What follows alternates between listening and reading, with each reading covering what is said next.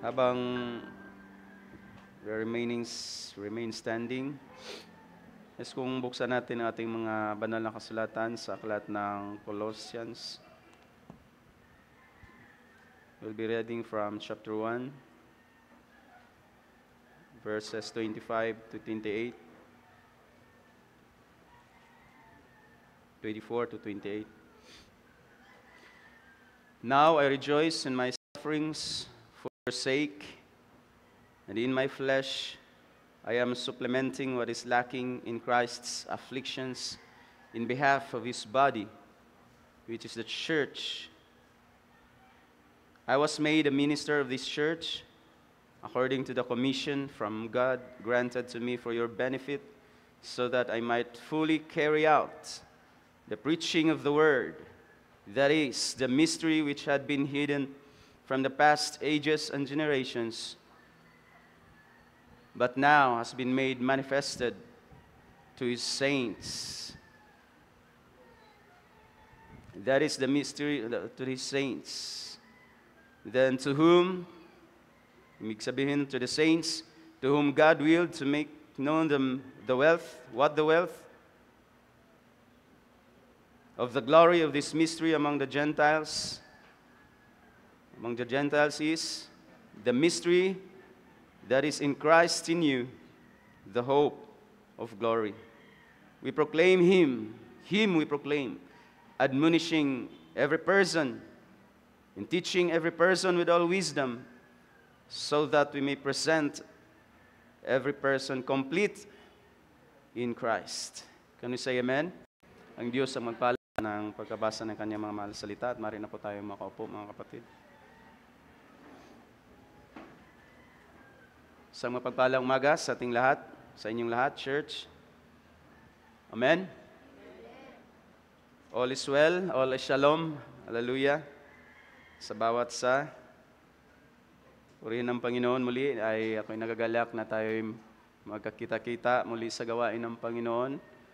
At ilang pamilya lang siguro ang wala. Maliban sa pamilya nating pastor na ngayon ay nasa 13th anniversary ng Tambungan Church. And then, pagkatapos nun ay, kagaya ng nasabi kanina, ay tutuloy sa Camiguin. Camiguin naman sa kanilang Friday, Saturday and Sunday na gawain by land. So dalangin natin ang kanilang pag-uwi ng maluwalhati at safe and sound after sa mga gawain doon sa Vismin. At ulitin ko lang na ang level 3 ay walang Bible school, walang Bible class mamaya dahil sa kanilang youth service. At siguro yung mga parents ng may mga youth ay magstay para sa kanilang gawain. Pero next Sunday ay I think may lesson na, at pinaalam na sa inyo sa level 3 na may mga changes sa mga magiging lessons, and in fact magiging teachers ninyo. So level up na ang inyong klase. Hindi na okay naman ang unang paraan, unang style ng mga itinuturo sa inyo, level 3. Pero sa ngayon, we'll be focused more sa mga naunawaan na ninyong issues at mga bagay-bagay na patungkol sa pananampalataya, being mga baptized na mga members ng iglesia. So next Sunday, ang pastor ay bilin na may lesson na siguro. So next Sunday, pero half day lang service natin next Sunday, so 22nd. At si pastor ay nasa Camiguin naman at this very time. Can we shout, praise the Lord? Praise the Lord. Amen. Kung kailan medyo gumagaling na ang sugat, ako naman ay ngayon ang tono naman ay baka saka nagiging Baptist. Sa ating teksto, nais kong pamagatan nito ng The Abundantly Glorious Christ in You. Yan ay kinuha natin sa isa sa mga teksto na ating nabasa kanina-kanina lang sa verse 27 na sinasabi dito sa verse 27, to whom, ibig sabihin yung immediately na tinutukoy na to whom diyan ay ang saints sa verse 26. So to the saints, ibig sabihin, to the saints ay niloob ng Diyos. Sa ibang version, God has chosen, pinili ng Diyos, dinesire ng Diyos to make known what the wealth of the glory of this mystery among the Gentiles. Among the Gentiles is. And then, in-explain mismo ni Apostol Pablo that this mystery is Christ in us, Christ in you, the hope of glory. So, ang mga keywords ng ating title ay nariyan sa verse 27. At yan ay ibang paggagamit sa ating version na binasa. At yan ay ang the wealth of the glory of this mystery. And since ang mystery ay in-explain na mismo ni Apostol Pablo, at yun ay walang iba kundi si Kristo na nasa atin. So kagaya nung minsan nang ipinangaral nating pastor, ako using the text in Colossians chapter 2 that Christ is the mystery revealed, God's mystery revealed. It's almost the same. In fact, in-explain na ni Apostol Pablo mismo. Yet may mga points si Apostol Pablo na naidiragdag, may mga keywords, which is Christ in you, the hope of glory. And yet, ang description ng Panginoong Kristo Jesus na nasa atin, ngayon, tayo ba ay na kay Kristo mga kapatid? I'll ask the other way around. Si Kristo ba ay nasa atin? Amen? May duha-duha pang mutubag. May nagdadalawang isipang sumigaw ng amen. We are in Christ. Yan ang mga tema ni Apostol Pablo sa kanyang letters. In Christ, in Christ, in Christ, in Ephesians. In 2 Corinthians 5:17, if anyone in Christ. Pero binaliktad ngayon ni Apostol Pablo, hindi lang tayo ang na kay Kristo, kundi si Kristo ay nasa atin. Christ in us, the hope of glory. And then the descriptions ng Panginoong Kristo Jesus ay napakayaman na mga salita. One time ay tinalakay natin ang kalaliman ng kayamanan ng Diyos in who He is, in what He does, He can do, and how He does things. Hindi natin masukat-sukat ang lahat ng kilos at gawa at ang pagka-Diyos ng ating Diyos. And then again, these words na mayaman ay ginamit na Apostol Pablo in different way, hindi in different way, kundi in different versions. Sa iba't ibang versions, dito sa ating NASB, ang arrangement ay ganito, the wealth of the glory of Jesus Christ, or Christ in us. Tanggalin na natin ang the mystery because in-explain na ni Apostol Pablo kung sino ang mystery na yun, na niloob ng Diyos na mahayag sa atin or among the Gentiles. Maganda, generally, and then tinuloy ni Apostol Pablo specifically in us, in you, believers. Sa context, sa taga-Colossians, sa ating panahon, alam kong we can agree na tayo rin ang kinakausap ni Apostol Pablo na si Kristo ay nasa atin. So the wealth of the glory, according to NASB, sa ibang versions, the glorious wealth. So maluwalhating kayamanan. Ating pansinin lang ang paggagamit ng mga two words na ito na napakayaman according to the different versions. So unahin natin ang NASB, the wealth of the glory of Christ in us. As I said, alisin nyo na ang mystery because nandyan na ang explanation ng Apostol Pablo who this mystery is. And it is Christ Jesus the Lord in us. So yan yung hiwaga ng Diyos na niloob niya at ninais niyang maipahayag sa atin, maipakilala sa atin, or ating makilala. And yet, ang descriptions is the wealth of the glory. Hindi lang glorious ang Panginoong Kristo Jesus, the glory of the Lord Jesus Christ, kundi mayaman sa kaluwalhatian ang ating Panginoong Kristo Jesus. Sa ibang version, parang quite different, like glorious wealth of Christ, Jesus. So maluwalhating, kung intindihin natin in a possessive way, mula sa word na of, the glorious wealth of the Lord Jesus Christ, parang si Kristo Jesus ang may masaganang kayamanan, which is true. Sabi nga ng banal na kasulatan, siya na mayaman ay nagpakadukha para sa atin, 2 Corinthians. So mayaman ang Panginoong Kristo Jesus. Mayaman ang Diyos. Kung inisip niyo yung spiritual things lang, mayaman ang Diyos, how about Psalms 24 verse 1, that the Lord, the earth is of the Lord, of the Lord's, and all that is in it. Ginto't pilak na nagiging basehan, nagiging symbol ng kayamanan at na-quantify in numbers. Ang Diyos naman ay pagmamayari ang buong lupa, and in fact, ang buong langit at ang lahat na narito sa lupa. So the material things that has been created by God is owned by God.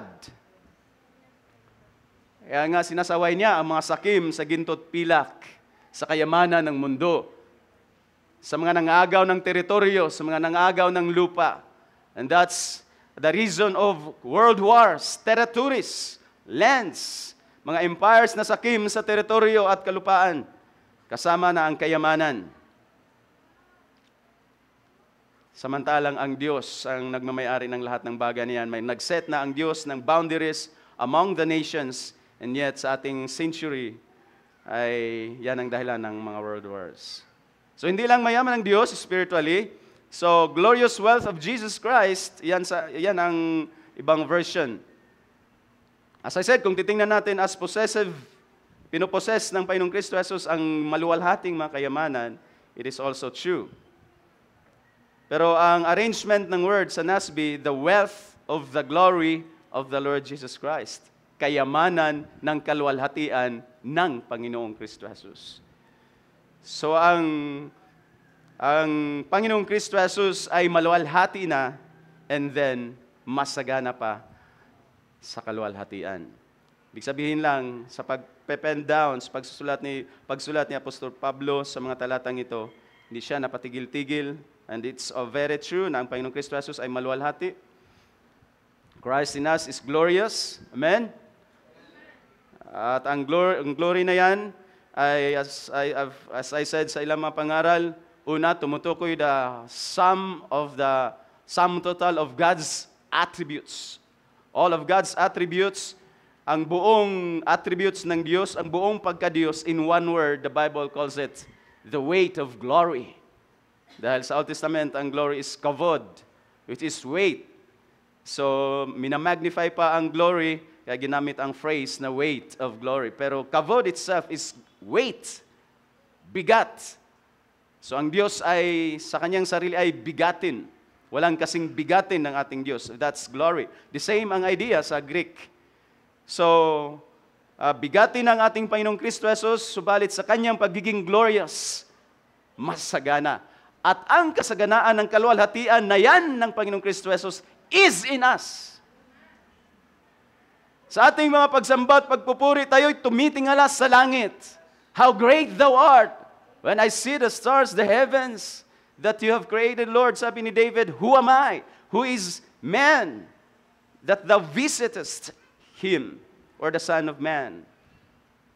So nanliliit sa David habang tinitingnan niya ang grand creation ng Panginoon. And yet, sa Colossians, sa maliit na aklat ng Colossians, pinapakita ni Apostol Pablo, ang walang kasing dakila na Panginoong Kristo Jesus ay wala lamang sa kalangitan, kundi nasa inyong mga puso at mga buhay, mga kapatid. How powerful you are, brothers and sisters. How abundantly glorious ang mga anak ng Diyos. Amen? I hope na after sa mensahe, simpleng mensahe na ito, mga kapatid, huwag lalamya-lamya ang mga anak ng Diyos. Amen. Makikita natin mamaya sa arrangement ng Book of Colossians na ang Panginoong Kristo Jesus ay ang the cosmic supreme being high above the heavens and yet bumaba, nagiging geographical.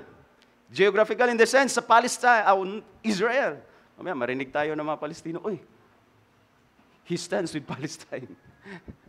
No, we stand with Israel. So, hindi lang nagiging cosmic ang Panginoong Kristo Jesus as the creator of heaven and earth, nagiging geographical sa Israel. He came into His own, though His own received Him not. He came into the world, though the world knew Him not. And then, from being the cosmic creator, Jesus Christ, naging geographical sa Palestine, hanggang nasa inyong mga puso. How great is that, brothers and sisters? Hallelujah. And yet, pag nakikita mo ibang mga anak ng Diyos, wala lang masaing, parang hindi na anak ng Diyos.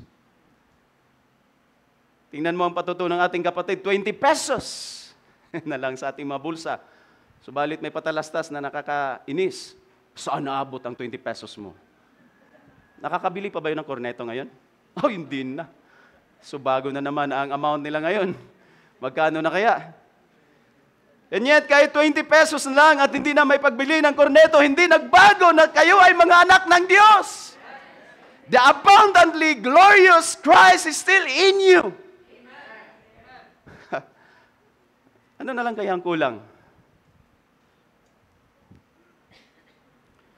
So, ang Colossae,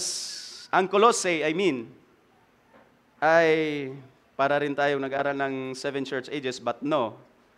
Actually, kasi ang last na 7 church age na tatalakay ng ating pastor is kasama, ang Laodicea, Colossae at Hierapolis ay kasama sa triad ng city sa Lycus Valley sa Asia Minor. So, bigyan ko lang din kayo ng ilang history at background. Dahil ang Book of Colossians ay parang 2,000 years ago nasulat. Not parang, of course it is. And maliit lang na book. Pero ang laman ng rebuttals at teachings ni Apostol Pablo ay so relevant sa ating panahon, mga kapatid. And you will see later probably. So Colossae was a thriving multicultural city in the southwest quadrant of Asia Minor in the Lycus River. At ngayon ay ang Turkey na. Hindi mo na mahanap ngayon ang Laodicea like the cities or cities ng Asia Minor na nakasulat sa Revelation church ages. Sila ngayon ay nagiging archaeological sites na lang siguro sa country ngayon, what is now called Turkey. It was 9 miles from Laodicea and 6 miles from Hierapolis. Yan ang triad city sa Asia Minor. Di ko lang alam kung bakit hindi nagamit ng Panginoon ang Colossae as symbol sa 7 church ages. Instead, pinick up niya ang Laodicea. Kasi kung titingnan mo sa mapa, ang tatlong cities na yan ay magkakalapit. Taytay, Angono, Antipolo, parang ganun. And then in a distant ay ang Quezon City, which is the Ephesus. Colossae was on a historic commercial and military route that allowed their economy to flourish. So that's Colossae. Nagiging trade route sila militarily and economically, which is magiging dahilan talaga yon sa pag-improve at flourish, pag-boom ng kanilang economy. Subalit, like the other cities in history, the Babylonians ruled Colossae between 6th and 4th centuries BC. Because of the trade route that went through Colossae, people from other nations influenced the city and region. Iba't ibang mga kultura, iba't ibang mga lahi ang naka-influence sa maliit na syudad, lungsod na ito ng Colossae. At ang mga culture na ito at mga people that influenced Colossae include Romans, Babylonians, kahit ang mga Hebrew, mga Hudyo. Ang mga Hudyo na ito ay ito yung mga dispersed na mga Hudyo, mga nasa diaspora, napadpad sa Asia Minor. Diaspora means kanilang dispersion sa panahon even sa panahon ni Jesus or after the 70 AD. So 70 AD ang mga Hudyo ay na-disperse pagkawasak ng kanilang templo at ng city of Jerusalem. So including Hebrews, Greeks, and the Phrygians, and the Roman Empire at that time ascended in power and took Asia Minor from the Babylonians. So ganyan lang mga kapatid, mikos. Ganyan lang mga kapatid, agawan ng territory at mula sa kamay ng mga Babylonians ay inagaw din ng mga Romans nung sila ay nag-ascend into power as an empire. At kinuha nila ang Asia Minor, including the cities in Asia Minor from the Babylonians in the 2nd century. Antiochus, the Hellenistic, if you have heard Antiochus Epiphanes, ang mga Antiochus ng Syrian, part nung nahati ang Greek Empire into 4 generals ni Alexander, isa ang Seleucid Empire na bandang Syria ang naghari. Sila ay mga Hellenistic, of course, mga Grecians. Transported 2,000 Jewish families from Old Babylonia to the Colossae during the 2nd century BC. During Roman rule, Colossae and Laodicea developed a significant wool production and weaving trade. Then, noong nag-built ang Romans ng isang kalsada na tinatawag na Via Ignatia, binaypass ang Colossae, and dahil doon, instead na dumaan sa Colossae, nagiging parang diversion road. Masyado nang matraffic sa Colossae. So, dinivert ng mga Romans ang Via Ignatia or the Ignatia Road at binaypass nila ang Colossae. So, nag-drop significantly ang trades. Ganun lang mga kapatid. So, kung saan, from where and from hanggang saan ang Via Ignatia at dinadaanan na lang ang Colossae, nandito naman, Laodicea and Hierapolis became the bigger economic concern. So, probably, dinaanan ang Laodicea at dumiretso na lang sa Colossae, dumiretso na lang sa Laodicea at Hierapolis. Bumaba ang trade economy ng Colossae. And then an earthquake destroyed Colossae in the early 60s AD, turning it into a village na lamang that never gained its economic stature in the region. And then between the road and the earthquake, Colossae became a village as people immigrated to Laodicea and Hierapolis. So nilisan na lang nila nung humina na ang ekonomiya, and then nasalanta pa sa isang earthquake, ay inabandona na ng mga Colossians. Hindi naman siguro nagiging no man's land, dahil kung nagiging no man's land, probably walang church of the Colossians. Right? So, Colossae had people of various backgrounds, at reasonable lang, logical lang, dahil sa iba't ibang empires ang nag-aagawan at iba't ibang empires ang nakapag-influence sa kanila. So, ang mga tao rin ay iba't ibang backgrounds, ang mga taong naninirahan doon at bumabaybay doon, pumupunta at dumadaan. These people brought assorted philosophies. Yan ang kanilang mga dala. Mga philosophy ang iba't iba, Roman philosophy, Greek philosophies, Phrygian, including faith systems. Faith systems means religions, may mga mystery religions, iba't ibang, though halos magkakapareho, almost ang mga paganistic religions ng mga empires, pantheon of gods or polytheistic, maraming diyosan, dalayan, yan ang mga nadalas ng mga taong dumadaan, nagta-travel to and fro Colossae, including faith systems, cultural backgrounds. So of course, ibang kultura ang Romano at Grecians, Babylonians, Hebrews, and the Persians, and the Phrygians. So the people of Colossae experienced cultures, thoughts, and faiths like any major, kahit sa na halos kasing tulad ng maraming metropolitan cities ngayon ng iba't iba ang mga pananampalataya, kultura, at kahit na lang sa mga churches ng Panginoon. Kung dadalhin natin example sa isang local church, sa ating church, naalala ko, in-encourage na ihalo sa ating mga awitin ang mga ating mga dialekto ng mga awit, Cebuano, Tagalog, Ilocano, Bicolano. Parang ganun ang Colossae, mga kapatid, the city of Colossae. So that's why nagiging ganun din, of course, probably ang Church of Colossae. It's a mixture of mga taong iba't iba ang backgrounds ng filosofiya, iba't ibang philosophy of life ang in-embrace, ibang faith systems, though paganistic at polytheistic, ay iba-iba pa rin sila. Kagaya na lang ng compare mo ang Romans and Greeks, halos the same except sa naming ng kanilang mga gods. Zeus ay nagiging Jupiter, Saturn ay nagiging, ewan ko kung sino si Saturn sa Griego. They are almost the same pantheon of gods, pero ang pangalan ay nag-iba-iba. So, yan ang mga bagay na nakaapekto sa mga tao sa Colossae. So, kung dadalhin nga natin sa ating panahon, ang paghalo-halo ng iba't ibang filosofiya at pananampalataya, kahit ngayon ay nakapasok sa iglesia, all in and all-inclusive, ay halos ganun ang sistema at sitwasyon ng Colossae hanggang sa church ng Colossae. Ang tawag niyan sa ating panahon, sa ating vocabulary ay syncretism or syncretizing. Ang mixing ng iba't ibang pananampalataya, iba't ibang kultura, all in, kahit ikaw ay pro-sugi, pro-LGBT, pasok. At kung ikaw ay traditional, conservative, Generation X or Z, pasok. At paghalo-haloin natin, kasama na ang political style na pamamaraan at pamamahala, ang tawag niyan sa ating panahon or sa vocabulary ay syncretizing. The Greco-Roman world influenced the people of Asia Minor mostly, as did the Jews and Persians. Greek philosophers rejected the idea of gods.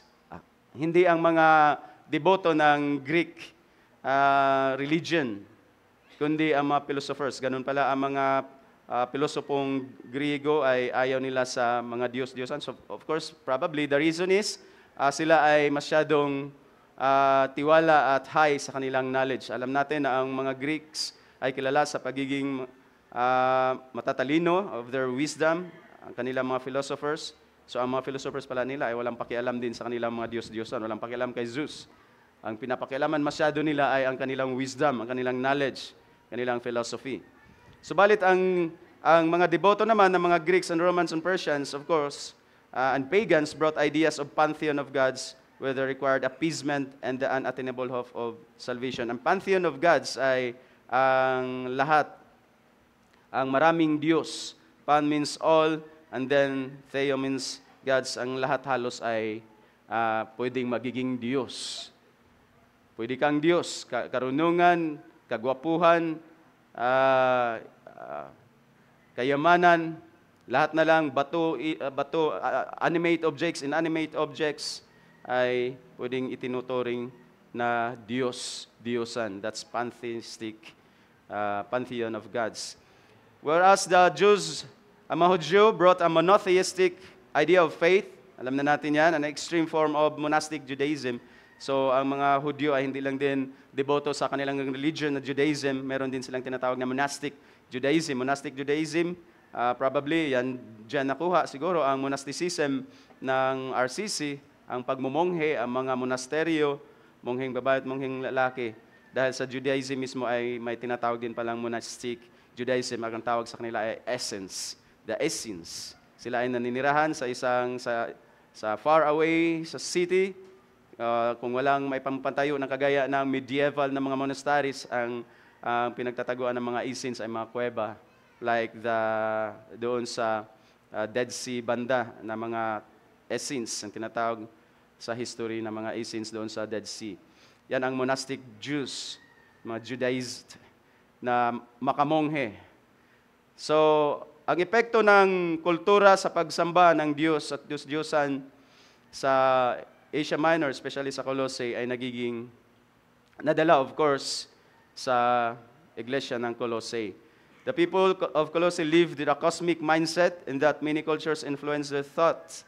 So noon pa man, kahit pa man sa mga polytheistic na mga religions, ay kinikilala ring may supreme being sa cosmos or sa universe. At yun din ang nag-influence sa kanilang mga kaisipan, pananampalataya at pang-araw-araw na buhay sa people of Colossae. Then Paul, when writing to the church at Colossae, set forth Christ in a cosmic context. And that's why, dahil sa ganong background ng mga tao sa Colossae, and probably na rin sa influence na dala ng mga na-convert into Christianity na mga taga-Colossians, ay meron silang ganitong struggle. At hindi lamang struggle, dahil kagaya ng problema sa Galatians, ang Colossae ay inatake rin ng iba't ibang mga katuruan at ngayon ay sinagot ni Apostol Pablo in a positive way. Hindi ang style ni Apostol Pablo sa pag-answer sa mga attacks sa doktrina ay hindi kaya ngayon na head-on na debates, kundi positively itinuturo naman ni Apostol Pablo ang side or what's the Christian way, Christian doctrine about kay Kristo, about sa tunay na Diyos, That's why starting sa chapter 1 ay nag-iinit na ang pagtuturo ni Apostol Pablo about sa ating Panginoong Kristo Jesus, kung sino at ano ang Panginoong Kristo Jesus. Hindi lamang sa church in Colossae, kundi in the universal, cosmic na perspective. Dahil naintindihan yun ng mga Colossians dahil sa iba't ibang influence at kaisipan at faith systems na nag-influence sa kanila. At ngayon, sa panahon ni Apostol Pablo, ay inaatake ng mga nagtuturo about maraming bagay. At hindi na natin yun kasama sa isa-isahin at nandun yun sa chapter 2. So, that's the background ng Colossian Church. Sa people of Colossae, sa mga mananampalataya ng naroon sa Colossians or naroon sa Colossae, the Church of Colossians. So sa ating teksto ay makikita natin na si Apostol Pablo ay kinumisyon, inatasan, starting ibigay ko lang sa inyo ang in a nutshell sa ating teksto. Inatasan ng Diyos si Apostol Pablo, was commissioned na ipangaral ng buo, to fully preach the Word of God. Sa ibang versions ay to fulfill the Word of God, to complete the Word of God. Pero ang meron kasing italics diyan sa ating Biblia, italics, pag naka-italic ang isang salita, wala sa original word. Ngayon, in case sa NASB, ang italics diyan is the preaching of. So, sa verse 25 yan, part ng verse 25, so that I might fully carry out. And then, kung makikita yung sa inyong mga NASB, so sa atin dito na, I think, kung ma-italics din, ang preaching of ay wala, naka-italics, naka-slanting. So wala sa original word. So kung diretso natin pagbasa na wala ang the preaching, I might fully carry out the Word of God. Pero sinupply ang phrase na the preaching of to complete the sentence para magiging understandable, which according sa probably sa mga translations or sa mga nag-version ng NASB ay hindi naman lumalayo sa kaisipan na gustong ipaparating ng Apostol Pablo kung i-supply natin ang preaching of. So kung granting ating tanggapin ang pag-add ng the preaching of, so yan ang commission ni Apostol Pablo na natanggap mula sa Diyos, ipangaral ng buo, kompleto ang salita ng Diyos. At ang salita ng Diyos na ito, the Word of God, ito yung, sabi ni Apostol Pablo, ito yung mystery, ito yung hiwaga na nakatago in past ages. In past ages, sa mga nakaraang mga panahon at mga lahi or linlahi generations. So ang unang phrase, unang bagay na ginamit ni Apostol Pablo upang para tawagin ang mystery na ito ay tinatawag niyang Word of God, the Logos of God. So, explain natin kaunti ito kung bakit unang ginamit ni Apostol Pablo ang Word of God.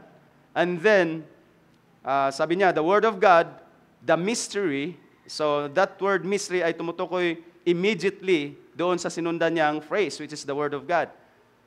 So, para mapansin natin ang pag-change ng paggamit ni Apostol Pablo ng pag-explain niya mamaya kung ano at sino itong mystery. Una, ginamit niya ang salita ng Diyos. Ito yung hiwaga na nakatago noong mga unang panahon at mga generations, but now has been revealed to His saints.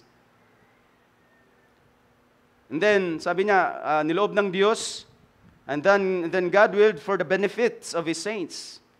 So kayo yung mga beneficiaryo ng plano ng Diyos, ng kalooban ng Diyos, sa commission ng Diyos kay Apostol Pablo na ipangaral ang hiwaga na nakatago ng mga unang panahon at mga generations.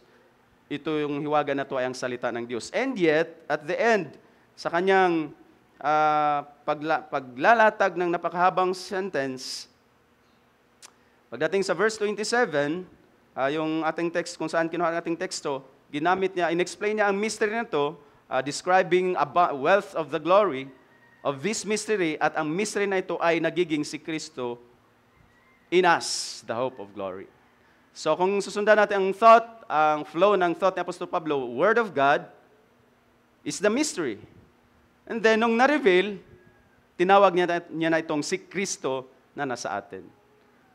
Well, kung i-compare mo sa mga panulat ni John 1:1, in the beginning was the Word, and the Word was with God, and the Word was God. I will say na ito'y parallel doon, mga kapatid. At napagaganda ng flow ni Apostol Pablo from using the Logos of God, the Word of God. Alam, in two ways nating tingnan ang tinatawag na Logos ng Panginoon. Una, ang paborito ng mga end-time message na the Logos is the thought expressed ng Diyos. Logos, the Word, ang salita. Paboritong explanation ng karamihan sa end-time message churches, ang Logos of God ay ang expressed thought, ang kaisipan ng Diyos na kanyang pinahayag. Ang term nito ay Logos. At ito rin naman ang laging ginagamit ng ating mahal na propeta, Brother Branham, na ang Logos ay ang expressed na pahayag or naihayag na kaisipan ng Diyos. Well, that's true. Hindi naman natin inegate yan, mga kapatid, and that's true.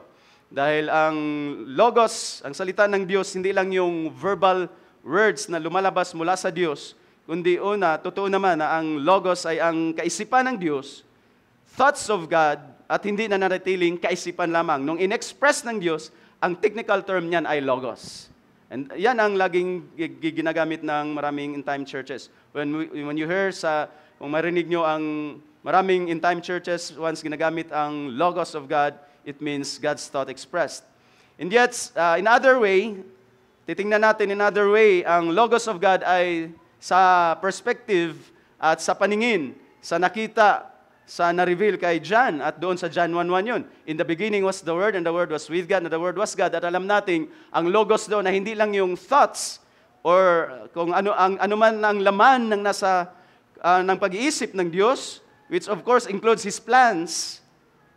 Hindi ang Logos doon sa according to John 1:1 ay hindi lang yung kaisipan ng Diyos na nahayag, kundi ang Logos doon ay ang visible.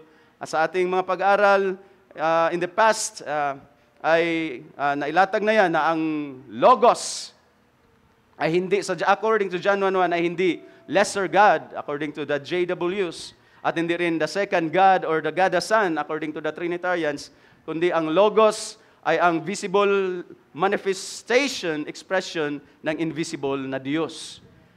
So, it's a being, at ang being na yun ay walang iba kundi ang Diyos. And the Word was God, God Himself. So, according to John, ang Logos ay ang Diyos in a visible form. Kuha niyo, mga kapatid? So, that's according to John 1:1. According to sa Revelation, nakita ni John, ang Logos ay hindi lang yung, kaya nga as I was explaining, tingnan natin in two ways ang Word of God. Word of God, according to Brother Branham and according to the most karamihan sa end-time churches, is the thoughts of God expressed. Ang anuman ang nasa kaisipan ng Diyos, nung in-express niya, ang term niyan, Logos. Kung hindi yun na-express, unexpressed, yun ay tinatawag lang yun na thoughts, kaisipan. Well, that's understandable.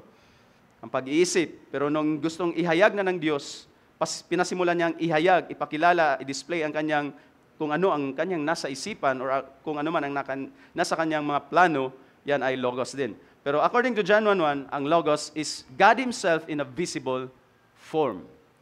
Okay? Yan yung dalawang bagay na tingnan natin sa salita ng Diyos. So the Logos of God sa John 1:1 is the God Himself in a visible manifestation. Hindi yun second God, hindi yun lesser God, hindi yun God the Son, kundi ang Diyos mismo na nahayag sa isang kapahayagang makikita. Because the Logos is the visible side lamang ng invisible na Diyos. Pero it's, of course, one God. That's the Word of God in John 1:1. Ngayon, ang salita ng Diyos na yan, whether ang mga kaisipan, mga plano ng Diyos, or ang Diyos mismo in a Logos form, in a word form, sabihin natin, because the Word of God is God Himself, according to John 1:1, tinatawag yan ni Apostol Pablo sa kanyang letters na hiwaga. Pero kailan lang yan hiwaga, mga kapatid? Ayon sa ating nabasa, hiwaga lamang ang salita ng Diyos. Kung babagitin natin lagi ang Word of God, tandaan nyo yung dalawang explanations na yan. Whether ang mga plano ng Diyos o ang Diyos mismo in a Logos form, in a word form. So, tinatawag yan ni Apostol Pablo in ages past at sa mga nagdaang henerasyon at sa linlahi na hiwaga. So, kung bakit ginamit muna ni Apostol Pablo ang word, then it's reasonable mga kapatid dahil ang Diyos sa lumang mga panahon ay sabihin nating nagpahayag, nagpakilala sa kanyang sarili in logos form. Yan ang tawag ng mga nag-aaral na banal na kasulatan na theophanies ng Panginoon. Kung sa mga panahong nag-appear ang Diyos in human form, yun ay ang logos, ang visible side ng Diyos na nagpakita doon sa Garden of Eden kay Abraham, kay Moses, kay Joshua. So, yun yung logos sa Old Testament times. Ang past ages and generations dito na tinutukoy mga kapatid ay in one word or in one way, tawagin natin, sabihin na lang natin Old Testament times. So in Old Testament times, that's the past ages and generations. And then dumating ang bagong tipan, dumating ang natapos ang Old Testament, dumating ang Panginoong Kristo Jesus. So bagong mga panahon na yan mga kapatid, kaya naglagay si Apostol Pablo ng time frame, time element, past ages and generations, but now. So, kailan nag-start ang now, mga kapatid? Nag-start ang now nung pagdating ng Panginoong Kristo Jesus, at yan yung explanation ni Apostol Pablo sa ating matalata. So, I'm just explaining ang mga kapatid sa mga keywords ng ating teksto. So, the Logos of God sa Old Testament times ay tinawag ni Apostol Pablo na mystery, hiwaga. At ang hiwaga na ito, mga kapatid, ay but now, nahayag. Or, idagdag na natin ang mga keywords doon na niloob ng Diyos, dinesire ng Diyos, God-willed, na sa Old Testament times na mga pagpapahayag ng Diyos, pagpapakilala ng Diyos sa kanyang sarili, sa ngayon ay ibubuhos niya sa isang persona. At ang persona na yan ay walang iba kundi ang Panginoong Kristo Jesus. That's the verses. For the benefit ng mga banal ng Diyos, niloob ng Diyos na ipakilala sa atin ang hiwaga sa mga panahong nagdaan, ang salita ng Diyos, at ang salita ng Diyos na yan ay walang iba kundi si Kristo Jesus na nasa atin. Kung iparallel natin yan sa prologue ni John, sa John 1:1, in the beginning was the Word, and the Word was with God, and the Word was God, hanggang verse 4 or verse 5. Pagdating sa verse 14, ano ang sabi ni John? At ang logos ng Diyos ay nagiging tao, nagiging laman. And the Word was made flesh.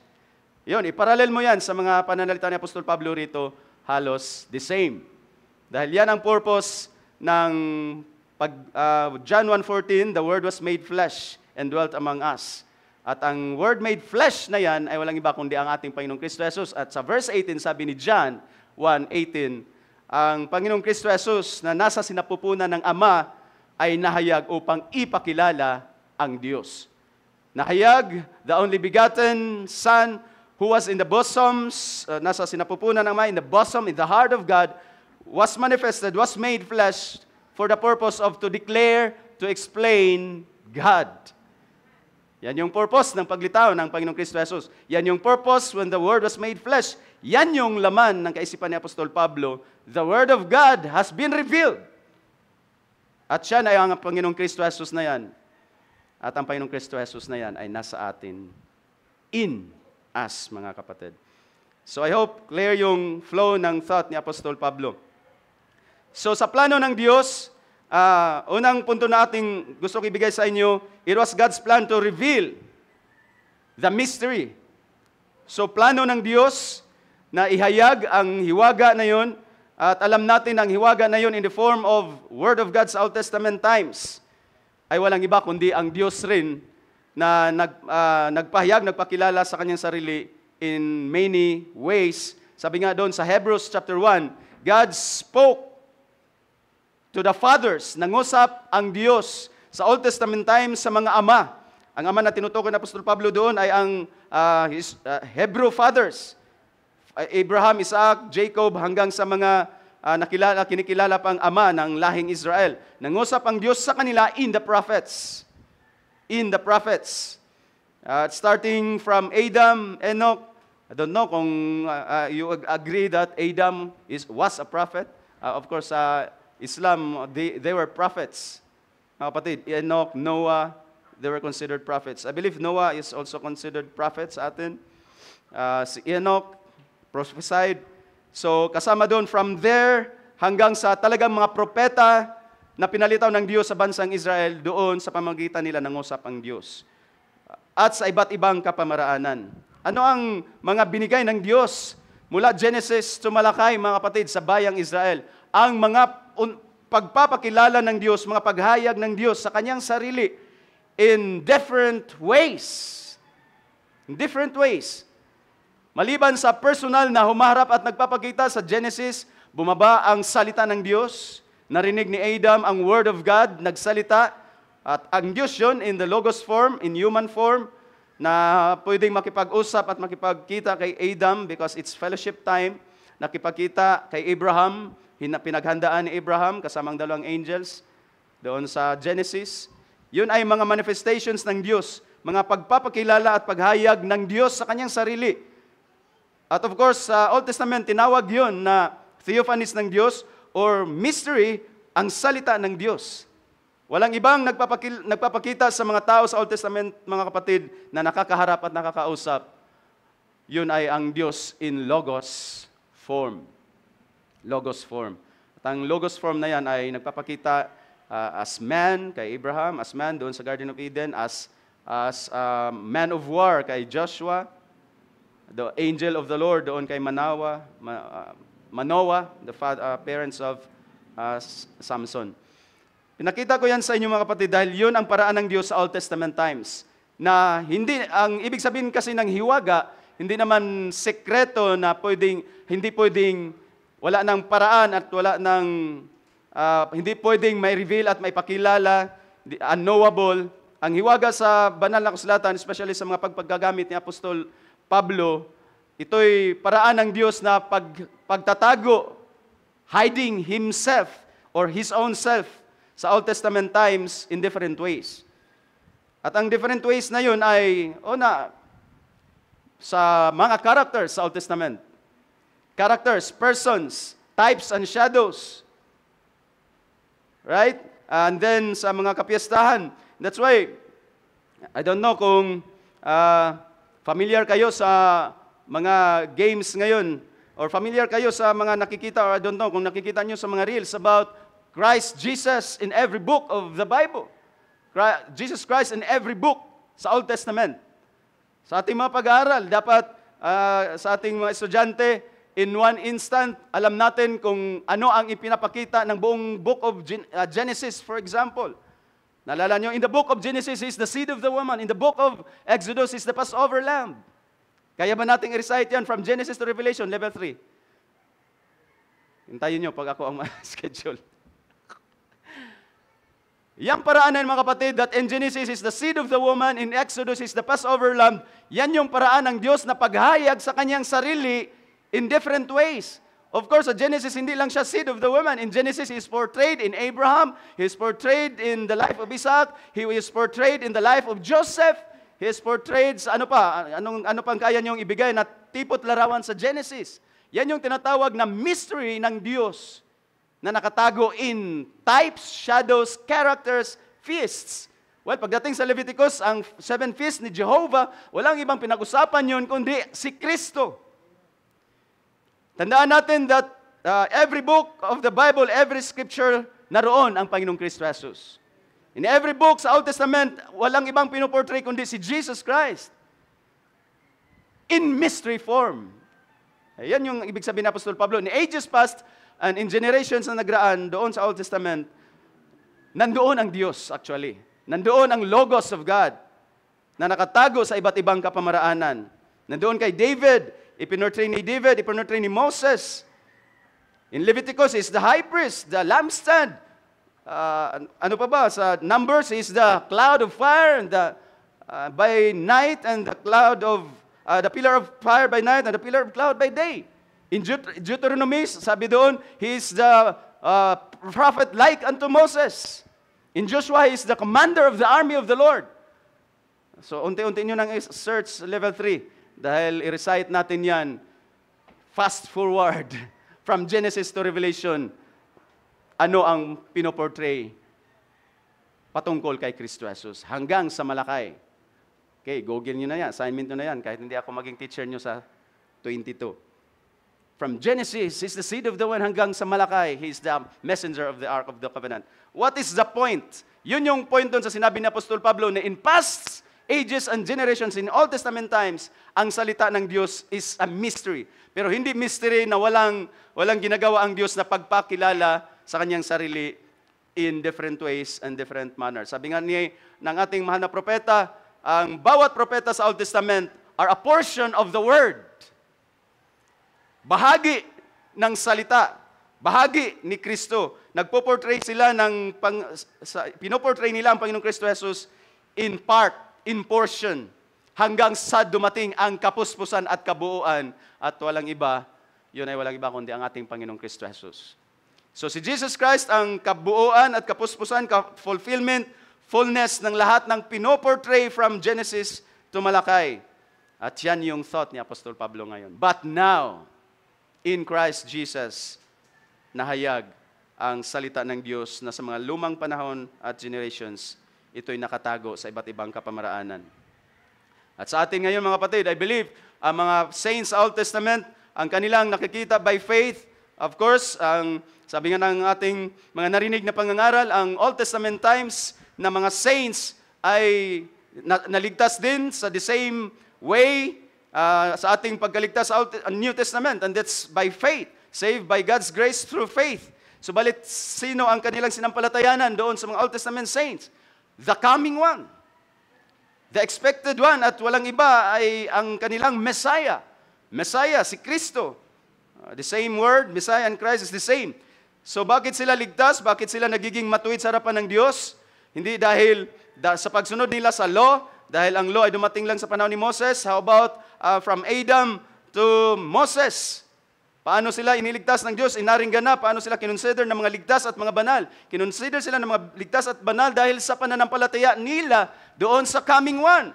Paano nakaranas ng redemption si Adam and Eve? Dahil tinanggap nila ang provision ng Diyos na skins, shed blood ng mga innocent animals.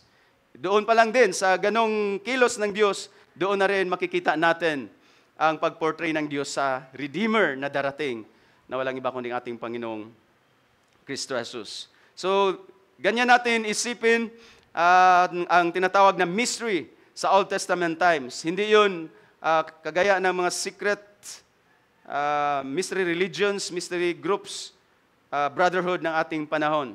Of course, ang idea sa Greek word ay halos the same. Pero ngayon ay in-apply ni Apostol Pablo at ginamit ni Apostol Pablo sa ibang paraan, at ang kaibahan ng kapamaraanan ng paggagamit ng mysterion or mystery, hindi ibig sabihin unknowable, at hindi ibig sabihin hindi na maihayag ang anumang itinago ng Diyos sa Old Testament times in mystery form. Dahil yan ang sabi ng Apostol Pablo na sa ngayon, but now, the mystery has been revealed to us, to the Colossian saints, at ngayon sa ating mga mananampalataya sa ating panahon, mga kapatid. So, dinaanan ko lang yung bagay na yan para ma-establish din sa atin that the mystery is not an unknowable truth ng Diyos sa Old Testament times, kundi ito'y sa takdang panahon ay i-reveal ng Panginoon. So, Paul was commissioned to fully preach the Word of God.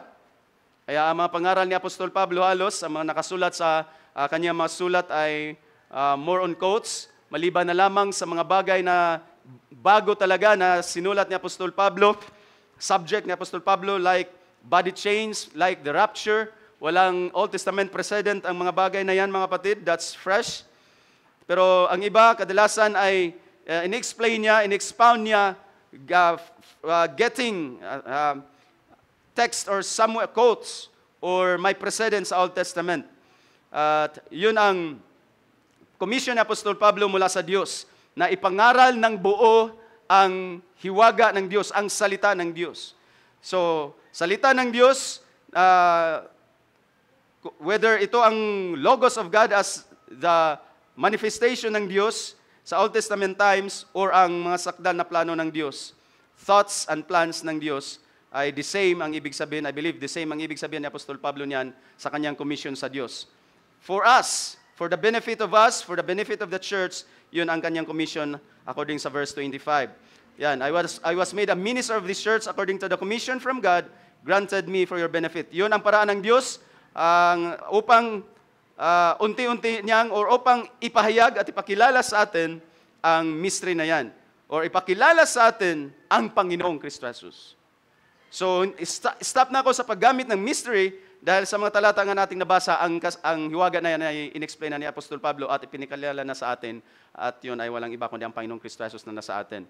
So, sum total, brothers and sisters, ang pinakabuod ng teksto ni Apostol Pablo ay ang Panginoong Kristo Jesus. And he was commissioned by God to fully preach Christ Jesus, the Word of God in mystery, at now ngayon ay nahayag sa atin, inihayag sa atin sa pamamagitan ng mga pangangaral, sa pamamagitan ngayon ng mga letters, sa pamamagitan ngayon ng mga books ng New Testament na ating nababasa. Kaya nga ang ating mga natutunan sa ngayon ay mas mabigat pa ang ating responsibility dahil labas pa diyan ang mensahe sa huling panahon na marami ring tayong mga bago, hindi naman out of the Bible na mga inireveal ng Diyos sa pamamagitan ng propeta sa ating panahon. Kasama yan at lahat ng mga revelations na natanggap ni Apostol Pablo sa kanyang letters na sinulat, plus ang mga natanggap natin sa mensahe sa huling panahon, ang mga bagay na yan ay nag-compose sa buong salita ng Diyos, mga kapatid. So, Paul was commissioned. That's the preacher's appointment. At ang nag-appoint kay Apostol Pablo ay walang iba kundi ang Diyos. Verse 25. So, ano naman ang mensahe ng preacher na inappoint ng Diyos? Walang iba kundi ang salita ng Diyos. Fully preach the Word of God. And then, kung i-quote natin ang verse 28, first part lang ng verse 28, Him we preach. Yan yung laman ng verse 28. We proclaim Him. So, there was sa plano ng paghayag ng Diyos sa ating Panginoong Kristo Jesus, or that mystery na ngayon ay ang ating Panginoong Kristo Jesus na ay nag-appoint ang Panginoong Diyos ng preacher, yan sa Apostol Pablo, at ang mensahe ni Apostol Pablo being appointed, commissioned by God to preach the Word of God, ay walang iba kundi ang buong salita ng Diyos, or sa verse 28, ginamit niya na ang Him. Him we preach, Him we proclaim. At sino yung Him na yan? Walang iba kundi ang ating Panginoong Kristo Jesus. So sa walang paligoy-ligoy, hindi na natin gamitin ang Word of God or Logos of God or mystery sa Old Testament na nakatago, kundi ang Panginoong Kristo Jesus. Yan ang central message ng Apostol Pablo, yan ang central message na ating dinadala. Walang iba kundi ang ating Panginoong Kristo Jesus. Walang ibang dinadakila sa laman ng ating mga mensahe ang Panginoong Kristo Jesus. At hindi tayo naghalo dito ng mga social mensahe, social messages, prosperity messages. Ang ating sentro ng mensahe at ipinapangaral, Him we preach. Ang Panginoong Kristo Jesus, siya ang dinadakila sa bawat narinig natin na pangaral na hallelujah, ihatid ng mga mangangaral ng Diyos, mga kapatid. That, sa verse 28, sa arrangement niyan, sa words sa Greek, nauna ang Him. At ang arrangement sa mga words sa original language ay may emphasis. Since nauna ang Him, ibig sabihin, Jesus Christ is the central, main message ng Apostol Pablo. At dalhin sa ating panahon, yan dapat ang itinuturo at central na mensahe sa atin, mga kapatid. Kaya naman, ang ating mga kain, palagi ay walang halong, sabihin natin, caricature. Walang halong, sabi nga, mga pangangalabit, tawag niyan, upang ma-fulfill lang ang kati ng mga nakikinig. Kaya mga kapatid, ang sa atin, ang sentro sa ating mga mensahe at ipinapangaral, itinataas si Kristo. Of course, not just si Kristo, the person, kundi si Kristo, the Word. Kaya ang laman at ang ating laging dala sa pangangaral, Him we proclaim. Si Kristo ang ating ipinapangaral. Fully preach the Word of God. So, not different persons, not different things. The Word of God, Jesus Christ is the Word of God na siyang central message ni Apostol Pablo ayon sa talatang 26, 27, 25, and 28. So the preacher's message is walang iba, the Lord Jesus Christ. Directly, ang Panginoong Kristo Jesus na siyang salita ng Diyos, na siyang hiwaga ng Diyos, ngunit ngayon ay nahayag sa atin. Nahayag sa mga taga-Colossians at salamat sa Panginoon, siya ring nahayag sa atin, mga kapatid. So, halos the same yan sa mensahe ng ating pastor doon sa Colossians. Then, ang method, ang paraan naman ng preacher sa pangaral ng ating Panginoong Kristo Jesus is dalawang bagay sa verse 28. We proclaim Him we proclaim, admonishing every person and teaching every person with all wisdom. Dalawang components ng isang bagay, dalawang method na ginagamit ni Apostol Pablo sa pangangaral, sa pag-proclaim kay Kristo at una, it includes warning, admonishing every person. Warning every person, pagpapaalala, ang idea ng warning is muling pag-inculcate, muling paglalagay, pagre-remind ng mga bagay patungkol kay Kristo sa isipan ng mga tao. Well, pwede nating tingnan din in a negative way. Ano ba ang direksyon ng isang pag-warn, isang pagpaalala? Of course, isang bagay na mali, isang bagay na error, at tayo'y pinaalalahanan. Pinaalalahanan tayo sa nararapat at tama. Yan ang ibig sabihin ng warning. And then, ang teaching is the positive things, teaching doctrines. Pinapaliwanag, itinuturo. Kaya sa loob ng iglesia, mostly tayo ay nasa teaching. Of course, pwede namang mapaghalo ng isang preacher ang preaching and teaching. Pero sa pag-aral natin, mga kapatid, may kaibahan ang preaching sa teaching. Mostly sa atin ngayon, especially sa series ng ating pastor, that's teaching. And then at the end of the message, sa teaching form ng pagtuturo sa atin every Sunday, ay ang paghayag. Ang preaching naman, ang pagpoproclaim ng truth about sa ating narinig na pagtuturo. Subalit, yun ang pamamaraan. Noon at ngayon, mga kapatid, ang paghahayag, ang pagtuturo, ang pangangaral sa ating Panginoong Kristo Jesus ay sa pamamagitan ng pagpapaalala at pagtuturo. Yan talaga ang component ng pangangaral, mga kapatid. Warning every person and teaching every person. Kaya kung tayo'y napapalahanan, part yan ng method, part yan ng kalooban ng Panginoon. Dahil ang line of thought ni Apostol Pablo is kinumisyon siya ng Diyos na to fully preach Jesus Christ by warning and teaching. Kasama sa warning ang rebuke. Kasama sa warning ang reprove. And then kasama sa teaching ang instruction doon sa 2 Timothy, I think, 3. For the whole scriptures is beneficial, profitable for teaching, admonishing, rebuke, reprove. Upang the same ang purpose. So the preacher's method is warning and teaching every person. Kung napapalahanan ka, na-rebuke ka, naituwid tayo, yan ang pamamaraan ng Diyos sa paghayag ng ating Panginoong Kristo Jesus. Hindi natin mahal ang Panginoon dahil hindi tayo naiiwan at nananatili sa New Life Harvest dahil ang laman ng ating pangaral ay puro makasocial at puro practical at puro, ang tawag niyan, prosperity. Nananatili ka pa rin kahit many times tayong na-rebuke, napalalanan, na-reprove. Bakit nanatili ka? Dahil at least sumunod ka sa paraan ng Diyos upang ipangaral ng buo ang Panginoong Kristo Jesus. Yung mga nawala na sa atin dahil sa isang rebuke, then, kayo ang sinabi ni John, they came out of us because they are not really one of us.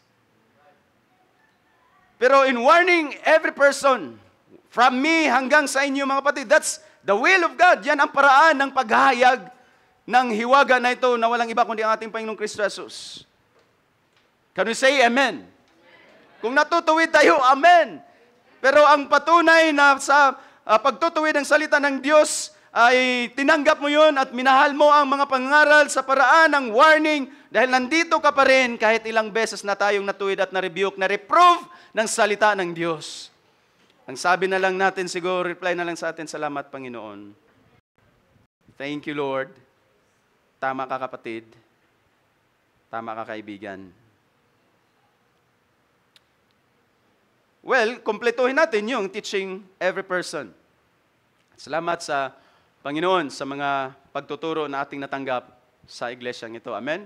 Thankful tayo sa ating mga pastor, thankful tayo sa mga niraise ng Panginoon, Brother Anson, sa lahat ng nagtuturo. Let us be thankful dahil, hallelujah, sa biyaya ng Diyos, nagampanan natin ang seemingly mabigat na commission ng Diyos. Of course, sa context ng ating text ay kay Apostol Pablo, pero ngayon, hallelujah, sa biyaya ng Diyos tayo tinuturuan, tayo pinaalalahanan. Subalit ang ginamit naman ay hindi lang naman basta ka lang pinupoint, hindi lang naman basta pinupoint yung pananamit mo, yung kabanalan natin, kundi pinupoint tayo using the Word of God. Sabi nga natutunan natin sa 7 church ages, it's the double-edged sword ng Panginoong Kristo Jesus. At kay Jesus Christ yung double-edged sword. Hindi yun, amin. Hindi yun, gawa-gawa lang dyan sa tabi-tabi na pananalita, mga kapatid. It's the Word of God. So that's the preacher's method. At ganun talaga yun, mga kapatid. Kasama yun sa paraan ng Diyos, sa komisyon ng Diyos kay Apostol Pablo at sa lahat ng nagtuturo at nangaral ng salita ng Diyos para sa atin. And then, ang purpose, the same sa verse 28, admonishing, purpose ng pangangaral by admonishing, warning, rebuking, reproving, and teaching every person with all wisdom, so that we may present every person complete in Jesus Christ. Amen. Kahit sa simpleng idea mo, kahit sa simpleng tingin mo sa gawain ng Diyos, I believe, I hope, makakalampas na tayo sa mga makabata, binata na idea sa pag-attend, sa pagpunta ng gawain ng Diyos. Mga bata pa lang ang nagtatanong, ma, punta tayo simbahan? Ang sumasagot, ang mature. Ang magulang, yes, of course, anak. Yan ang purpose ng pangangaral. Itinuturo ang Panginoong Kristo Jesus, the Word of God, Jesus Christ, the Word in Scriptures, and Jesus Christ, the person. Para ano? So that we may present every person complete in Christ. Complete means mature. Grown in Christ, adult in Christ. Hindi ka pinapalago, labas kay Kristo. Ang ating paglago, ang ating pag-mature hanggang sa pagbabalik ng Panginoon ay kay Kristo, mga kapatid. In the Word. Hindi naman tayo tinuturuan para lang basta may i-point out na mali at itama sa ating mga buhay. Si Kristo, tandaan natin, ang tinuturo ayon sa ating teksto ay ang hiwagang nahayag sa atin, at ang hiwagang nahayag sa atin ay si Kristo. Yan ang itinuturo, at si Kristo na yan ay nasa atin. Ibig sabihin lang, ikaw ay Kristiyano dahil si Kristo ay nasa atin, at ang narinig nating salita mula sa banal na kasulatan ay para sa atin. Hindi si Kristo ang pinapalago, tayo ang pinapalago.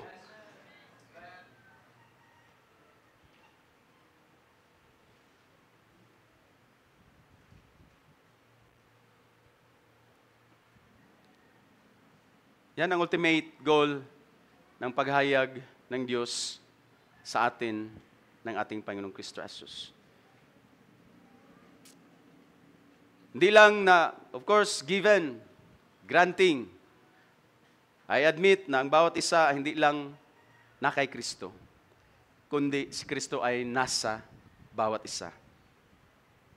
At hindi lang yan ang benefit, great benefit ng pagkahayag ng Panginoong Kristo Jesus sa atin. Of course, yan sa lahat ng yaman, sa lahat ng wealth, riches sa mundo, mga kapatid, ay wala nang hihigit ang mapasayo si Kristo. Dahil hindi basta-bastang persona at being ang nasayo. It's Christ Jesus, the Creator, the Redeemer, the Savior, the everything. At kung meron tayong mapasa atin, wala nang hihigit pa ang mapasa atin at mapasayo si Kristo, mga kapatid. Ngunit hindi doon nag-stop ang benefits ng hiwagang ito na ating ngayong nakilala. Hindi lamang sa intellect, cognitive way, kundi nakilala by experience. Hindi lamang yan ang benefits, kundi ang purpose, ultimate purpose. Kung bakit umaattend ka, nagstay ka for 3 hours. Yan ang lagi kong sabi doon sa Bible study sa Binangonan dahil halos aabot din kami ng 2 hours. Ano ba ang benefit ng BS, Bible study? benefit ng Bible study, mga kapatid, hindi lang mapasa atin si Kristo, kundi hanggang tayo ay hahantong doon sa maturity. Ibig sabihin, mga kapatid, una sa maturity, mga childish things ay lipas na, ating buhay, pananalita, pero ang maturity na tinitingnan doon, makikita ng mga tao si Kristo sa ating mga buhay. Doon tayo dadalhin ng paulit-ulit nating pakikinig ng salita ng Diyos. Walang iba, mga kapatid. Hindi para tatalino, hindi nga natin halos makontain ang mga salita ng Diyos, mga verses ng Bible sa every Sunday. I don't know. Kung pag-uwi natin, na-retain pa natin, ang title nga hindi na maalala, ang text nga hindi na maalala. Subalit sa loob natin, nandoon yung effect ng salita ng Diyos na alam mo mismo sa iyong sarili na iba ka na ngayon kaysa noong first year na ikay tumanggap sa Panginoon. That's growing. And yet, it's not yet maturing probably. Ang ultimate end ay present tayo ng mga mangangaral, ng mga naghahayag ng salita ng Diyos, mature sa ating Panginoong Kristo Jesus. That's the part sa plano ng Diyos at paraan ng Diyos sa komisyon ni Apostol Pablo to preach the Word of God upang mahayag ito ng lubusan sa atin. Well, para sa akin, mga kapatid, wala nang pinakamahalaga pa at pinakabigat pang natanggap sa buhay ko kundi ang aking Panginoong Kristo Jesus. And I'm still growing. Yeah, I'm still growing. Hanggang sa pagbabalik ng Panginoon, I will learn. I will go to, makinig ako at makinig ng salita ng Diyos dahil yan lamang ang paraan ng pag-grow at pag-mature. Him we preach, warning and teaching every person. Every time na may salita ng Diyos, maaaring hindi ko man makontain at ma-retain ng kumpleto at buo sa aking isipan.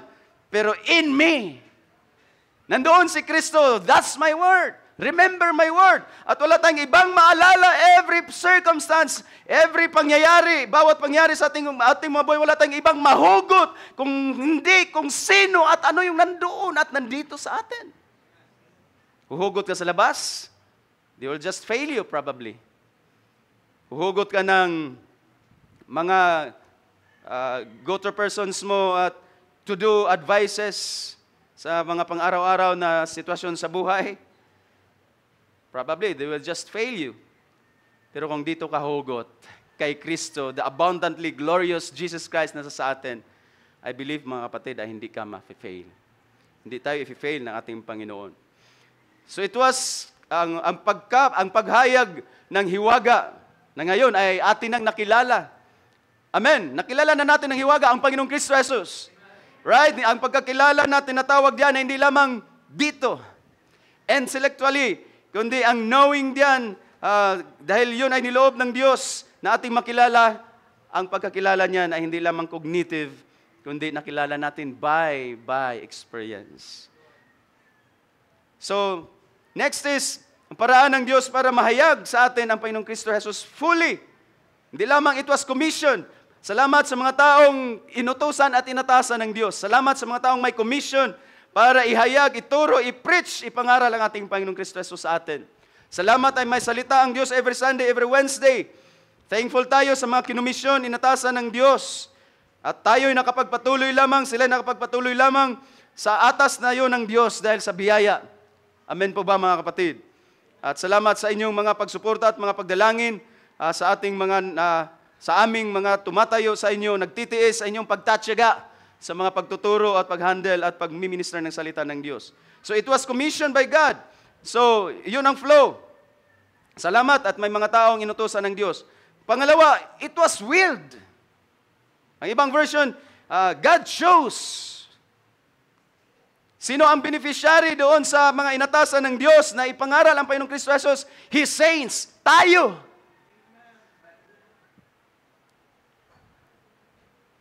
Nagpunta tayo dito dahil beneficiary ka sa mga bagay na mula sa ating Panginoon. Yun dapat ang ating nasa isip. Pupunta ko sa gawain dahil ang mga salita ng Diyos ay para sa akin. Natanggap mo na ba si Kristo sa iyong puso? Si Kristo na persona, na being. Hindi lang yung salita sa every Wednesday and Sunday dahil nalilimutan natin. Probably. Pero ang persona, the person, the Jesus Christ in us, ay nananatili. Napakaganda ng flow. May inutusan siya ang Diyos. Doon sa ating talata sa Colossians, si Apostol Pablo, kahit sa Apostol Pablo actually ay hindi naman nakapunta sa Colossae. Pero ang audience ni Apostol Pablo sa pagsabi niya, I am commissioned by God to fully preach the Word of God, ay hindi lang para sa mga taga-Colossians. Salamat sa Panginoon, di lang sa taga-Colossians, doon sa Asia Minor, kundi nakarating pa sa atin ang mga bagay na naipangaral ng Apostol Pablo at ng lahat ng mga apostol sa ating panahon. At yun nga ang pananampalatayang ating tinatayuan, mga kapatid, the faith, the apostolic faith na binalik sa atin ng mensahe sa huling panahon. So, it was willed by God. Sa verse 27, to whom? Doon sa mga saints, God willed to make known the mystery. Ang salitang willed or chose ay kasama dito ang idea na dinesire ng Diyos at hindi lamang hanggang desire ang Diyos, kundi God took action na ipahayag sa atin, ipakilala sa atin ang Panginoong Kristo Jesus. So, ang idea lang diyan, mga kapatid, is walang sino mang makakapigil. Kaya ang Panginoong Kristo Jesus ay dumating sa ating buhay, ang kaligtasan ay dumating sa ating buhay dahil dumating ang Panginoong, ang mensahe ng Ebanghelyo at walang iba kundi ang ating Panginoong Kristo Jesus. Bakit yun napangyayari sa ating buhay? Dahil ba may preacher na dumating sa iyo? Dahil ba ikaw ay naimbitahan ng isang kaibigan sa gawain ng Panginoon? No, mga kapatid. Sa likod noon, verse 27, God willed, God chose to make known. Yan ang kagandahan sa likod ng lahat ng mga bagay na nangyari sa ating mga buhay. Ito ay dinesire ng Diyos para sa atin, mga kapatid. So, it was willed by God to make known to us, to the saints, the wealth of the glory or the abundantly glorious person sa buong universo, at yun ay ang ating Panginoong Kristo Jesus. Ang Panginoong Kristo Jesus na yata, mga kapatid, para sa akin ang pinaka-best na offer ng Diyos na dumating sa aking buhay. Alam nyo, just to share a bit, meron kasing isang tita to, Sister Grace, na humiwalay sa luma niyang iglesia and nakapangasawa ng AFAM. Alam niyo yung AFAM? Pangasawa ng AFAM na missionary. At may mga relatives siyang sumama dahil magandang offer. Ang isa ay binigyan na ng sikanhan na kotse. Tapos sabi ng tita ni Sister, si Raul, imbitahin mo dito dahil malaking kagamitan yon si Raul. Biniro ko naman tong Sister Grace na sabihin mo na motor yung gusto ko, yung motor, hindi motor ni Ghostbuster, kundi biruin mo, sabihin mo, pag pupunta lang ako sa kanila, kung bigyan ako ng motor na big bike, yung pareho kay Brother Joey. Sinabi mo ba, huwag naman sabihin, bigyan ako, wala na ako sa NLH, mga kapatid. Brothers and sisters, ang best offer na ating natanggap mula sa Diyos ay ang ipakilala niya. He chose to make known to us Jesus Christ. Alam niyo ba na sa bilyon-bilyon mga tao ay walang Kristo sa buhay? Dahil alam na natin ang dahilan. Of course, hindi natin ginudge, pero alam na natin sa pananampalataya, it's the electing grace ng Panginoon. Ang tinalakay namin sa BS, sa katabi is, the ordo salutis or the order of salvation from election hanggang sa glorification. At alam natin, bakit may mga taong universally nakarinig ng pangangaral ng Ebanghelyo, pero yun nga ang sabi ng Apostol Pablo, di ba? God chose to make known the mystery, at yun ay si Jesus Christ, among the Gentiles. Ano ibig sabihin ng among the Gentiles? Among the nations. Narinig ang about si Kristo. Ayaw nga sumama sa atin dahil pareho lang naman. Isang Panginoon, isang Diyos ang tutunguhan. Dito na lang kami. And yet sabi ni Apostol Pablo, among the nations, narinig si Kristo Jesus. Pero inyo lang nandoon si Kristo Jesus. Hindi sa lahat pumasok ang Panginoong Kristo Jesus. Hindi nyo nakita, mga kapatid, from universal message, niloob ng Diyos. Yun ang John 3:16. Hindi kagustuhan ng Diyos ng sinuman ay mapahamak. Kaya ang gospel ay pinangaral universally. Pero sa pinili lang ng Diyos. Pinili lang ng Diyos tumahan. Pwedeng tumahan ang Panginoong Kristo Jesus. So inoferan ang buong mundo ng gospel. The gospel message, gospel of salvation. Pero ang mga pinili lang ng Diyos ang pwedeng ang Panginoong Kristo Jesus ay mananahan sa kanila. The best offer was offered sa buong sanlibutan. Pero ang best offer ay nagkaroon lang ng effect sa atin, mga kapatid. Isn't very, very amazing, brothers and sisters? Kaya, sabi ko nga sa conversation, pagbigyan ako ng big bike, brand new, sama na ako sa kanila.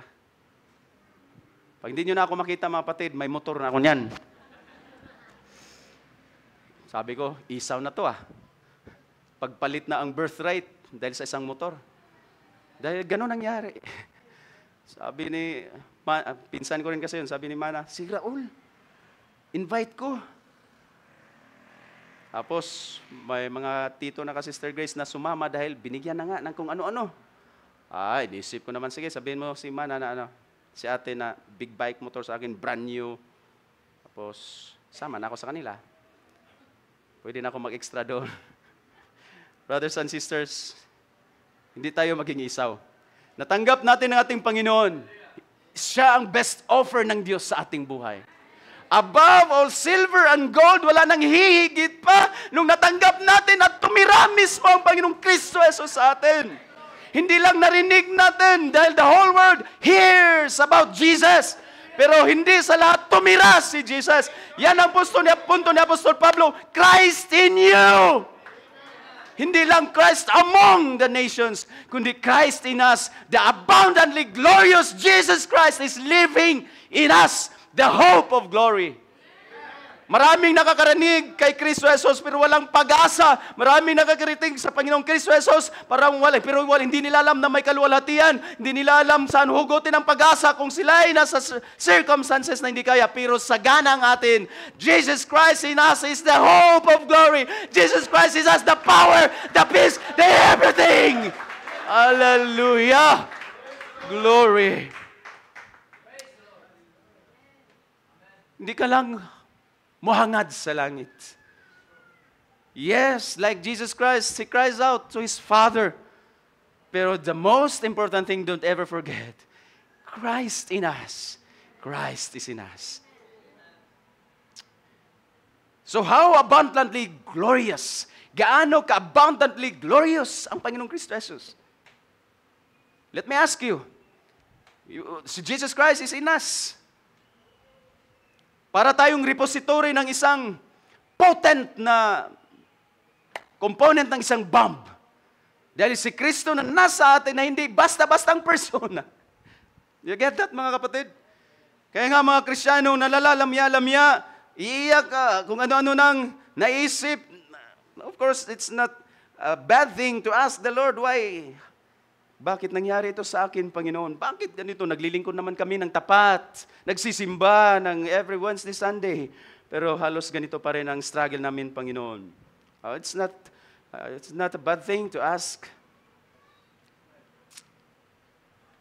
Pero the one who is in us, brothers and sisters, ay hindi lamang resident ng ating mga puso. Kundi sa book of Colossians, pinakita ni Apostol Pablo, napakaganda ng flow ng Apostol Pablo sa 1 Colossians, starting verse 15.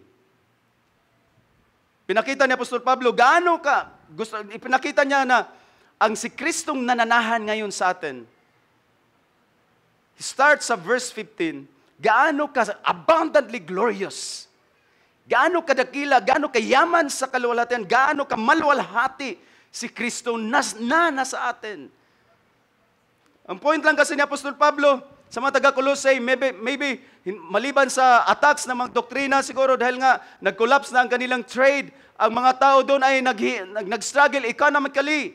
Ang mga tao doon, maring hindi naman lahat, siguro mayayaman ang converts doon sa Colossae, maring katamtaman, tama lang din na may hanap buhay, tama lang na may trabaho, hindi natin alam kung mga negosyante, pero dahil sa pag-collapse ng economics doon, dahil sa pag-bypass ng Ignatia Road, maring nag-struggle sila financially, nag-struggle sila economically. Pero ang response ni Apostol Pablo, si Kristo na nasa inyo ay hindi lang yan basta-basta ang Kristo.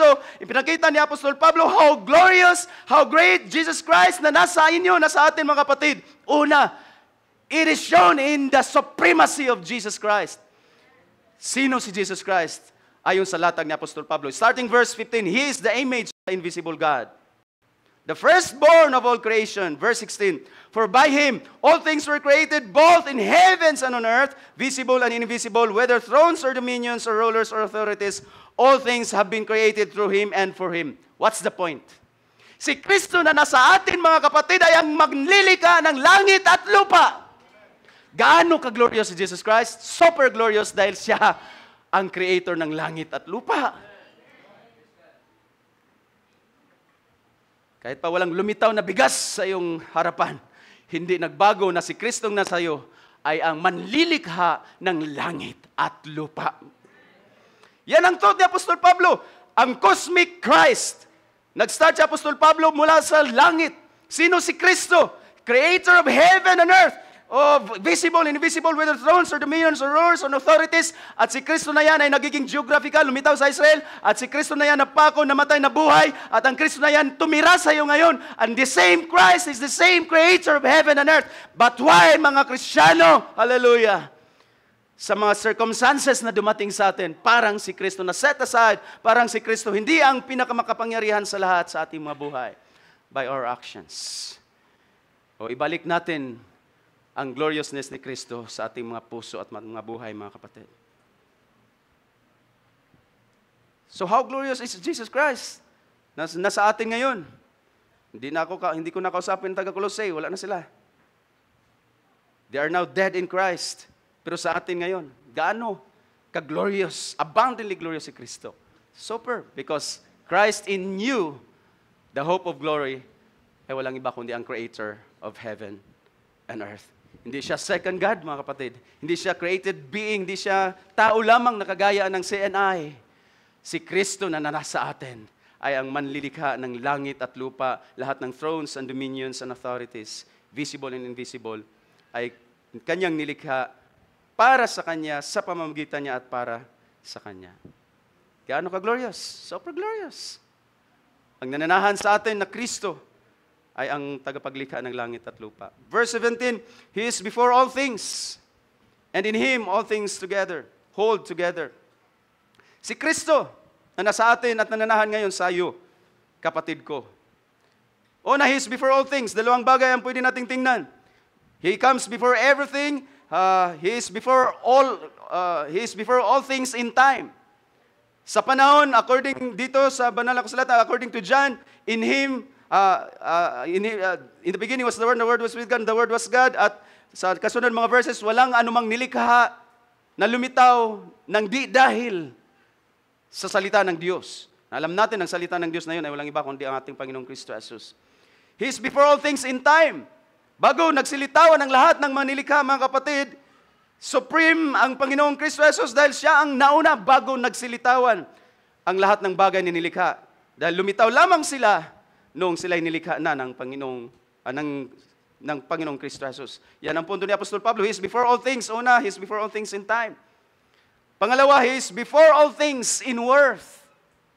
Sa halaga, sa preciousness, mga kapatid, siya ay una sa lahat ng bagay.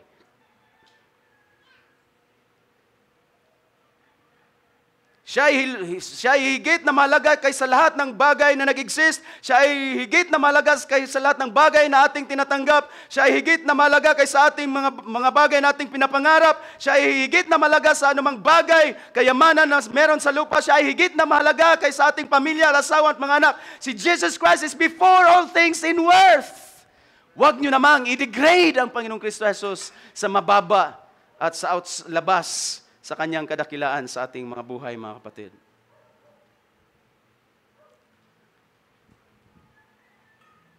Dapat, kung ang ating buhay, kung ating existence, ay kagaya lang tayo ng mga bato, maliliit na bato at mga buhangin.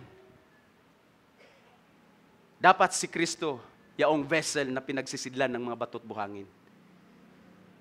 Kung tayo, ang ating existence dito sa lupa, at kagaya ng ating mga buhay, dapat si Kristo ang preeminent. Dapat si Kristo ang higit. Siya ang nauuna.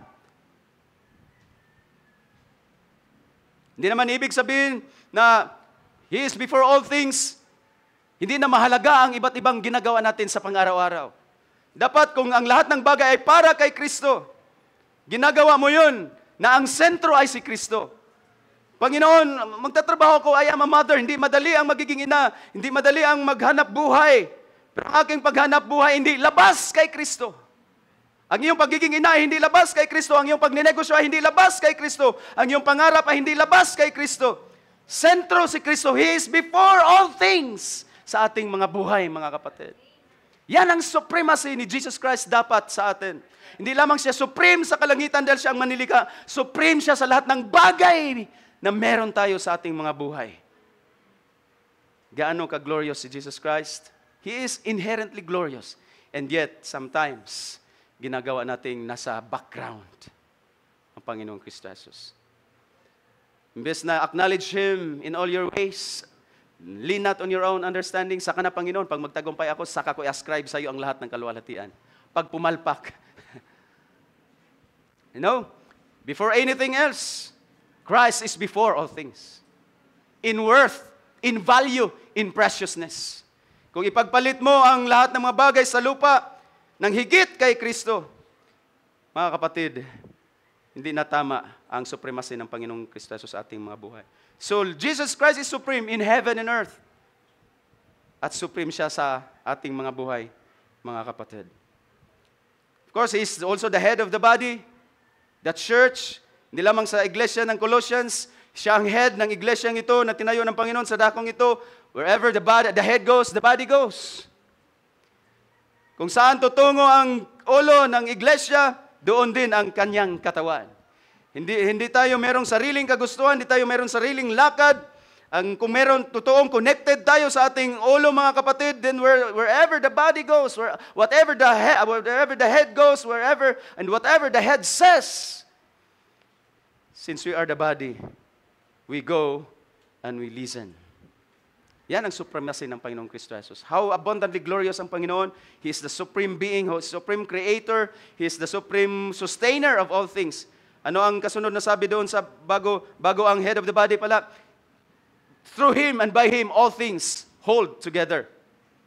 Nag-exist, of course, maraming nakakatakot na balita na mayroong babangga sa planet Earth, na Planet X. Wala pa tayong girlfriend, magugunaw na lang ang mundo. Baka bigla tayong mapag-girlfriend dahil may babangga ng planeta sa Planet X. Baka bombahin ang Pilipinas ng China. Paano na ako? Mga kapatid, ang lahat ng bagay from the great cosmos ng Panginoong Kristo Jesus, nag-i-exist, nagpagpapatuloy ang gravitational laws, ang physical laws, ay patuloy na umiiral, hindi dahil sa gravitational laws o dahil sa laws of Newton, kundi dahil may Panginoong Kristo Jesus na naghawak at humawak sa lahat ng bagay na yan. All things, in Him, all things hold together. Kung nahawakan niya ang lahat ng batas sa kalangitan, buhay mo pa kaya hindi kayang hawakan ng Panginoon. Ni sideways, kung kaya nga ipinagkala, sabi nga ng patuto ng ating kapatid, ang ultimate na pangangailangan ng tao ay hindi pinagkait ng Panginoon. Testimony ng Wednesday. Ibinigay ng Panginoong Diyos ng Ama, ang kanyang anak, ang ultimate nating pangangailangan ay hindi pinagkait at kundi ibinigay niya ng walang bayad sa atin. Siya ang nagbayad para sa atin. Ano pa kaya ang mga bagay na ating hinihiling mula sa Kanya? In Him, all things hold together. Bakit buo pa rin ang iyong pamilya? Bakit buo ka pa rin naglilingkod sa Panginoon? Hindi lamang ang buong universo ang kayang hawakan ng Panginoong Kristo Jesus. Kaya ka ring hawakan, kapatid. Nagpatuloy at magpatuloy ka, magpakalakas ka. Hindi dahil, salamat sa encouragement, brother, at salita ng Diyos. Mostly, ang Panginoong Kristo Jesus ang siyang humawak sa atin. Inta ka pa rin. Nabackslide ka na matagal, pero nakabalik ka, binuo ulit ng Panginoon. Because how glorious, how abundantly glorious ang ating Panginoong Kristo Jesus. He is the sustainer. Hindi lamang siya creator, He is the sustainer, He is the redeemer. He is the upholder of all things. Hindi lamang sa cosmos, kundi sa iyong buhay mismo, kapatid. So pinapakita ang gloriousness. How abundantly glorious ang Panginoong Kristo Jesus in His supremacy. Super, mga kapatid. Walang arguments. At ang kagandahan sa flow ng thought ni Apostol Pablo, ang dakilang creator ng heaven and earth. The treasure of heaven was crucified, rose again, at ngayon nananahan sa iyong buhay. Christ in you ngayon ay hindi basta-bastang being. Mga kapatid, church, yan ang dapat nating ibalik lagi sa ating isipan. So it is hindi lamang pinapakita ang abundantly gloriousness ng ating Panginoong Kristo Jesus sa kanyang supremacy being the creator and sustainer. Ipinakita niya rin sa sufficiency ng kanyang ginawa para sa atin. Ano ibig sabihin ng sufficiency sa verse Colossians 2:9? For in Him all the fullness of deity dwells in bodily form. So si Kristo Jesus, hindi lang si Jesus Christ, saan yung tao, saan yung laman, ay hindi lamang tahanan ng great deity, kundi siya ang deity na lumalakad sa laman. That's the thing na tinuro natin sa ating pastor, the Christ mystery is the mystery of God revealed. Pero ang verse 10, and in Him you have been made complete. In Him you have been made complete. O yan, mga kapatid. Ano mga bagay na medyo kulang pa sa atin?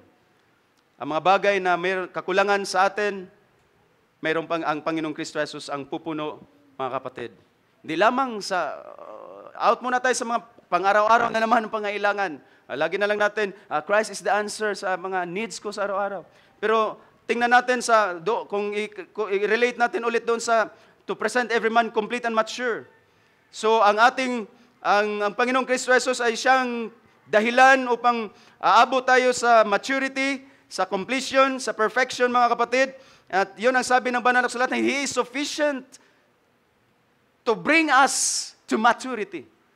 He is sufficient na ang kanyang bagay, mabuting bagay, Philippians 1:6, He is sufficient enough, ang kanyang ginawa is sapat upang dalhin tayo kung anuman ang bagay, magandang bagay, mabuting bagay na pinasimulan sa atin, dalhin tayo hanggang tungo roon sa pagbabalik ng ating Panginoong Kristo Jesus. Mga kapatid, hindi tayo iwanan dahil sa kalagitnaan, in the middle, dahil hindi nasapat ang Panginoon. Pinapakita ang kanyang pagiging, the wealth of His glory, sa kanyang sufficiency, sa sufficiency ng kanyang ginawa niya sa atin. Well, titingnan natin, example lang sa 19 to 22 ng Colossians chapter 1 pa rin. Verse 19, it was the Father's good pleasure na ang buong kapuspusan ulit, parang since this is chapter 1:19, ang verse 9 ating binasa kanina ay parang pag-uulit lang ni Apostol Pablo. And it's the same. Sa chapter 1:19, it is the Father's good pleasure for all the fullness of His fullness, God's fullness, dwelling in Jesus Christ, in Him. And then verse 20, and through Him to reconcile all things to Himself, whether things on earth or things in heaven, having made peace through the blood of His cross. Gaano pinakita ni Apostol Pablo ang kadakilaan ng kaluwalhatian ng Panginoong Kristo Jesus. Pinakita ni Apostol Pablo na dakila ang kaluwalhatian ng Panginoong Kristo Jesus hindi lamang sa kanyang pagiging creator and sustainer, kundi sa kanyang pagiging redeemer, mga kapatid. Ang pagtubos ng Panginoon sa atin, ang pagligtas ng Panginoong Diyos sa atin ay kumpleto at sapat-sapat sa atin, mga kapatid. Amen. Kaya ang ating mga ginagawa, hindi na yun para pangdagdag pa o pang malugod ang Diyos sa atin. Ang Diyos ay nalugod na sa atin. Ang Diyos ay umibig na sa atin. Ang Diyos ay pumili na sa atin. At ang ginawa ng Panginoong Kristo Jesus sa cross of Calvary, through the blood of His cross, tayong dating mga kaaway. Sabi ng banal na sulatan, we have peace with God through our Lord Jesus Christ. Sapat ba yun, kapatid? Sapat, mga kapatid. Sapat yun. Hallelujah. Alam niyo ba ang propitiation?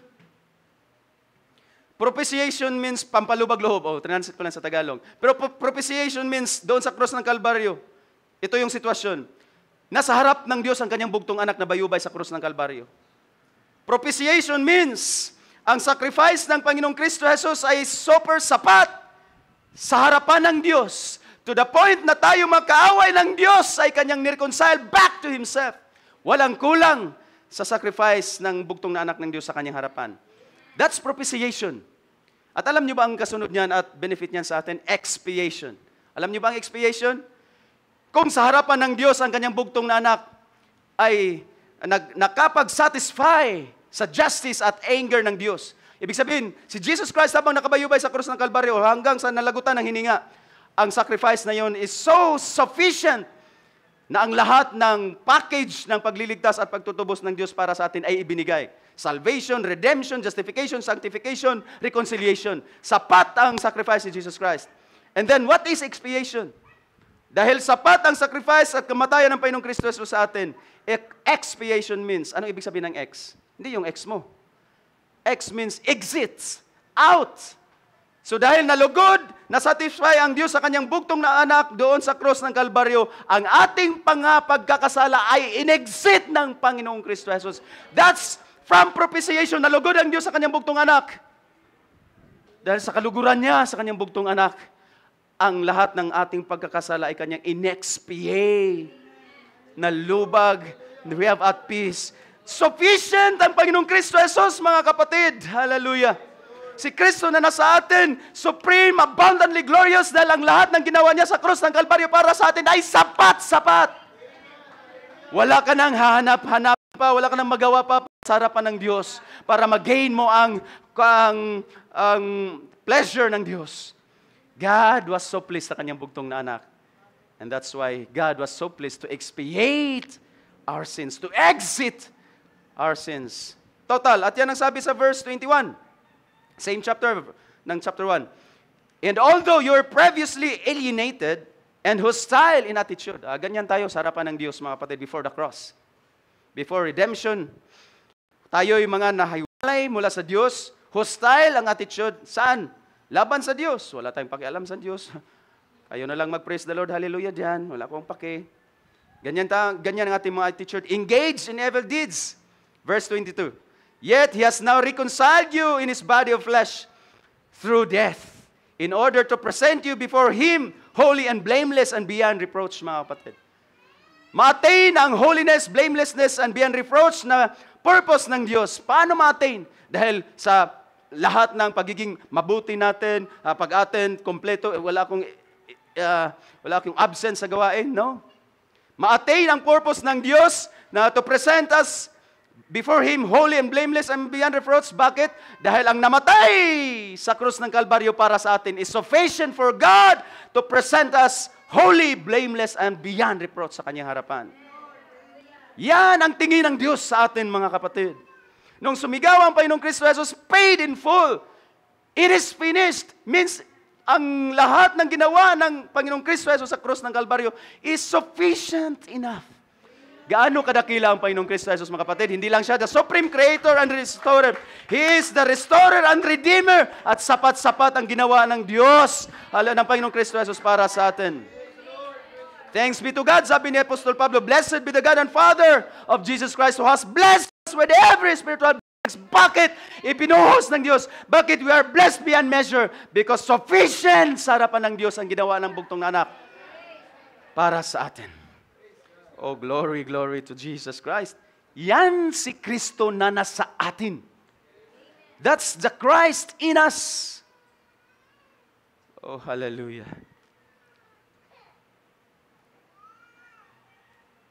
Ilistan nyo na lang, chapter 2, verse 13, 14, same book.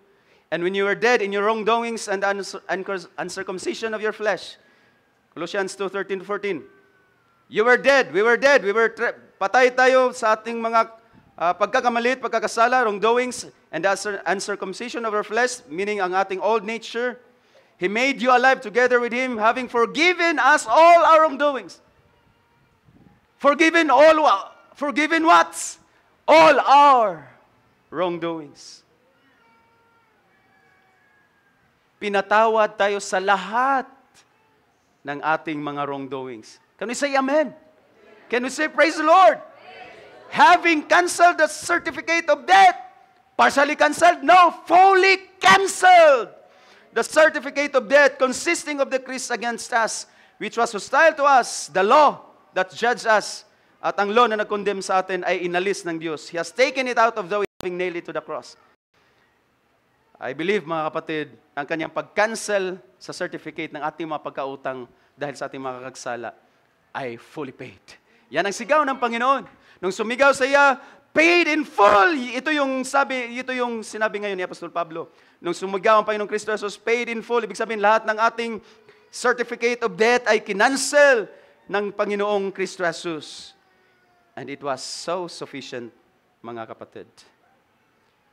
Ganyan ang ating Panginoong Kristo Jesus na nanahan sa atin. But what is the extent? Ano ba ang pwedeng magawa ng Panginoong Kristo Jesus na nasa atin? Salamat sa Panginoon, God choose. It is God's will. Hindi talaga darating sa atin ang Panginoong Kristo Jesus, hindi darating sa atin ang salita ng Diyos. Una, narinig naman ng buong sanlibutan. Pero ang pagtahan ng Panginoong Kristo Jesus sa atin ay special. Why special? Trace na lang natin ang ating mga natutunan na doktrina. It's all because of God's election, mga kapatid. So Jesus Christ in us, ano bang magagawa ng Panginoong Kristo Jesus? Si Kristo Jesus na nasa atin. Nandoon sa kasunod noon. Christ in us, Christ in you. He is the hope of glory. We say amen. Ano itong pag-asa ng kaluwalhatian? Ang kaluwalhatian ay future. Ito ang ating glorious future, mga kapatid. Ang kaluwalhatian, in one way nating titingnan, una ay ang hinihintay nating maluwalhating katawan. Sino ba? Ano ba ang inasahan natin? Hindi ano ang inasahan natin. Ang ating inasahan ay walang iba kundi ang ating Panginoong Kristo Jesus. He is the hope. Hindi lamang mayroon tayong magandang bukas, may pag-asa tayo sa bukas dahil sa kung ano-ano. Meron tayong pag-asa sa napakainam na bukas. At ang pinaka-mainam na bukas na yan ay walang iba kundi tayo ay maangkin matanggap natin ang maluwalhating katawan. Kung maabutan tayong buhay ng ating Panginoong Kristo Jesus, siya ang pag-asa ng body change. Kung tayo'y nangamatay o nangatulog na kay Kristo, siya ang pag-asa ng resurrection, mga kapatid. Si Kristo na nasa atin ang siyang kapangyarihan at pag-asa ng kaluwalhatian. Ganyan makapangyarihan ng ating Panginoong Kristo Jesus. And yet, how can we say, how can we claim, oh, thank you, Lord, you are my hope of glory. And yet, sa mga bagay lang dito sa lupa, sa mga bagay ng kasalukuyan, ay para bagang powerless ang mga Kristiyano. Paano natin maisisigaw, may pagmalaki, si Kristo na nasa akin ang siyang pag-asa ko ng kaluwalhatian, and then sa kunting problema, sa kunting mga trials, pagsubok sa buhay, storm sa buhay, para nang ang ating mag-actions ay mga taong walang pag-asa. Paano natin masabing ang future ay inaasahan natin, and yet sa mga bagay na presente ay hindi natin kayang sagutin sa pamagitan ng ating Panginoong Kristo Jesus? That's the extent of what Christ in us can do. In fact, inisip kong parang nga tayong vault.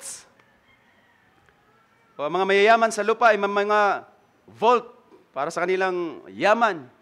May vaults ang mga bangko para sa mga kayamanan ng mga mayayaman.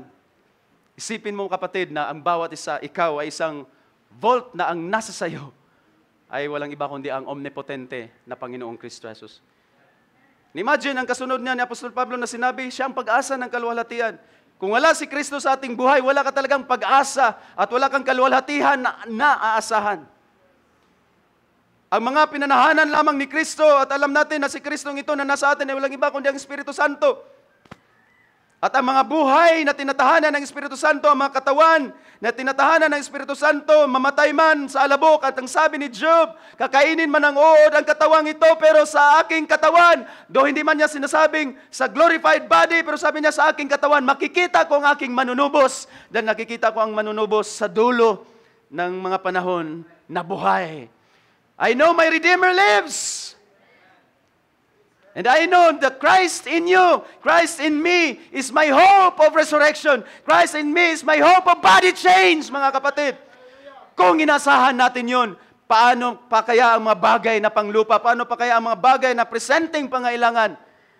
Para bagang tila ang iba ay parang mga taong walang pag-asa. How can we hope for things future and things impossible? Impossible to sa mga taong hindi nanampalataya ng rapture. Impossible to sa mga taong wala talagang pag-asa. Dahil in fact, ang resurrection at body change, wala nga precedent sa Old Testament. Pero naipahayag ni Apostol Pablo Saan tayo huhugot? Saan tayo huhugot na mayroong ganong klaseng pag-asa? Sa ating sinampalataya ng Panginoong Kristo Jesus na ngayon ay nasa atin, mga mahal na kapatid. As I said, He's the one best offer na aking natanggap sa Panginoon. Alam niyo, nung ako'y bago pa sa Panginoon, at na-impress ang persona ng Panginoong Kristo Jesus sa aking buhay,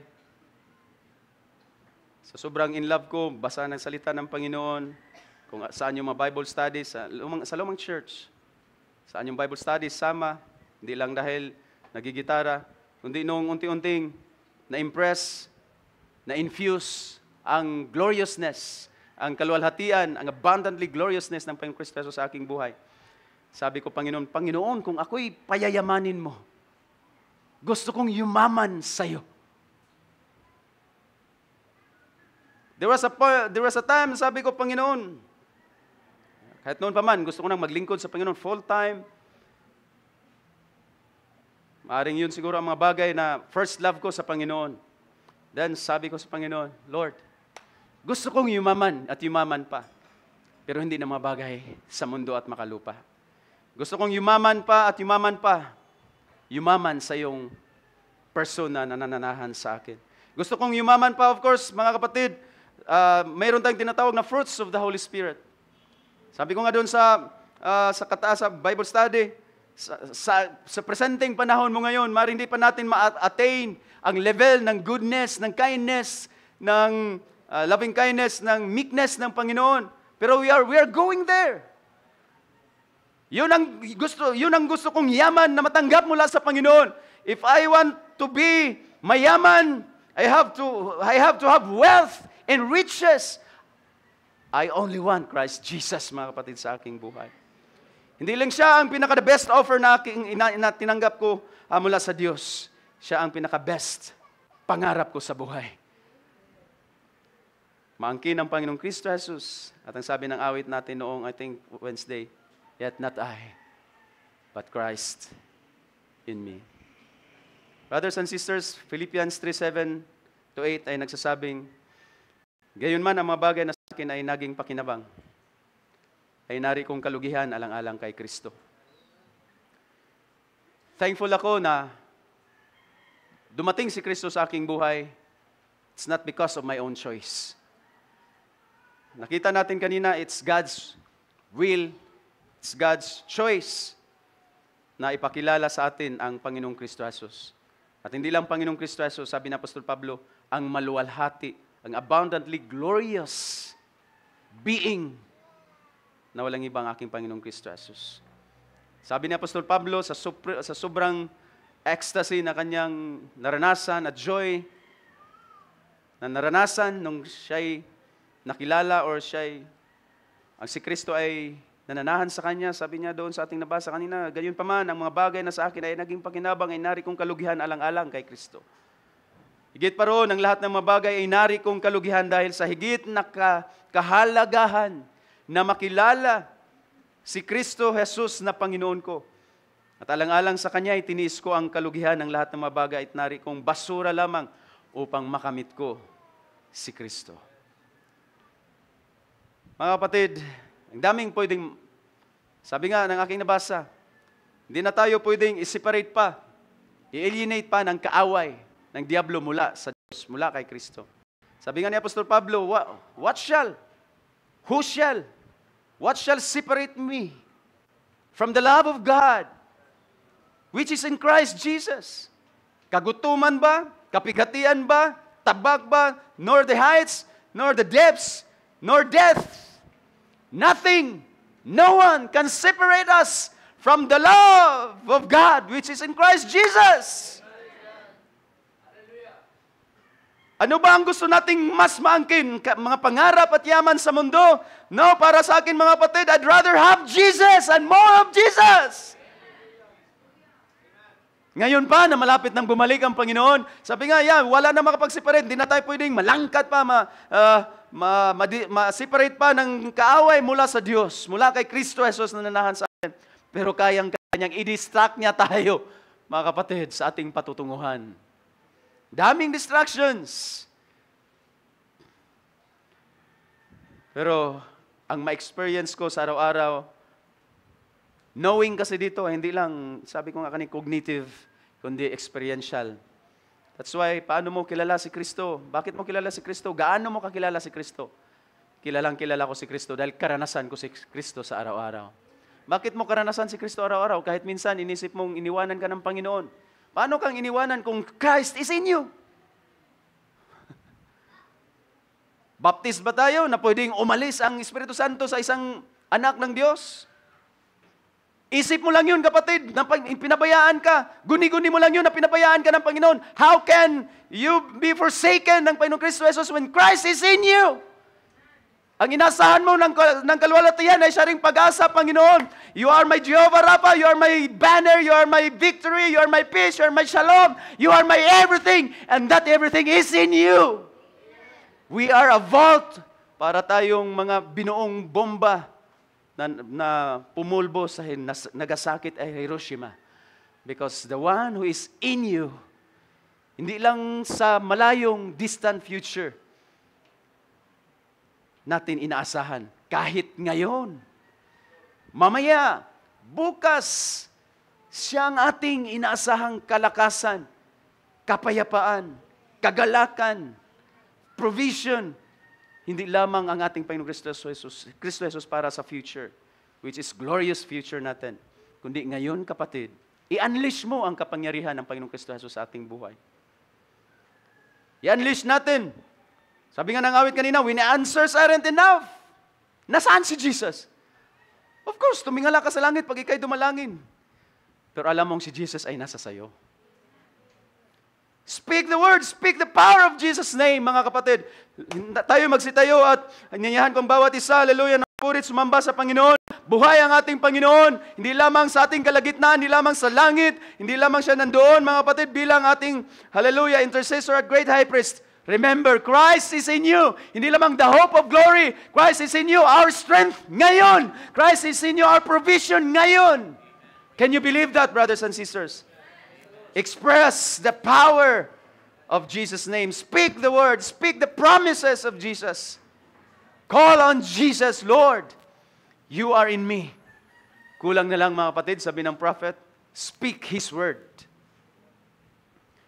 Speak the power of Jesus' name. Express mo, kapatid, ang kapangyarihan ng Kristong iyong karanasan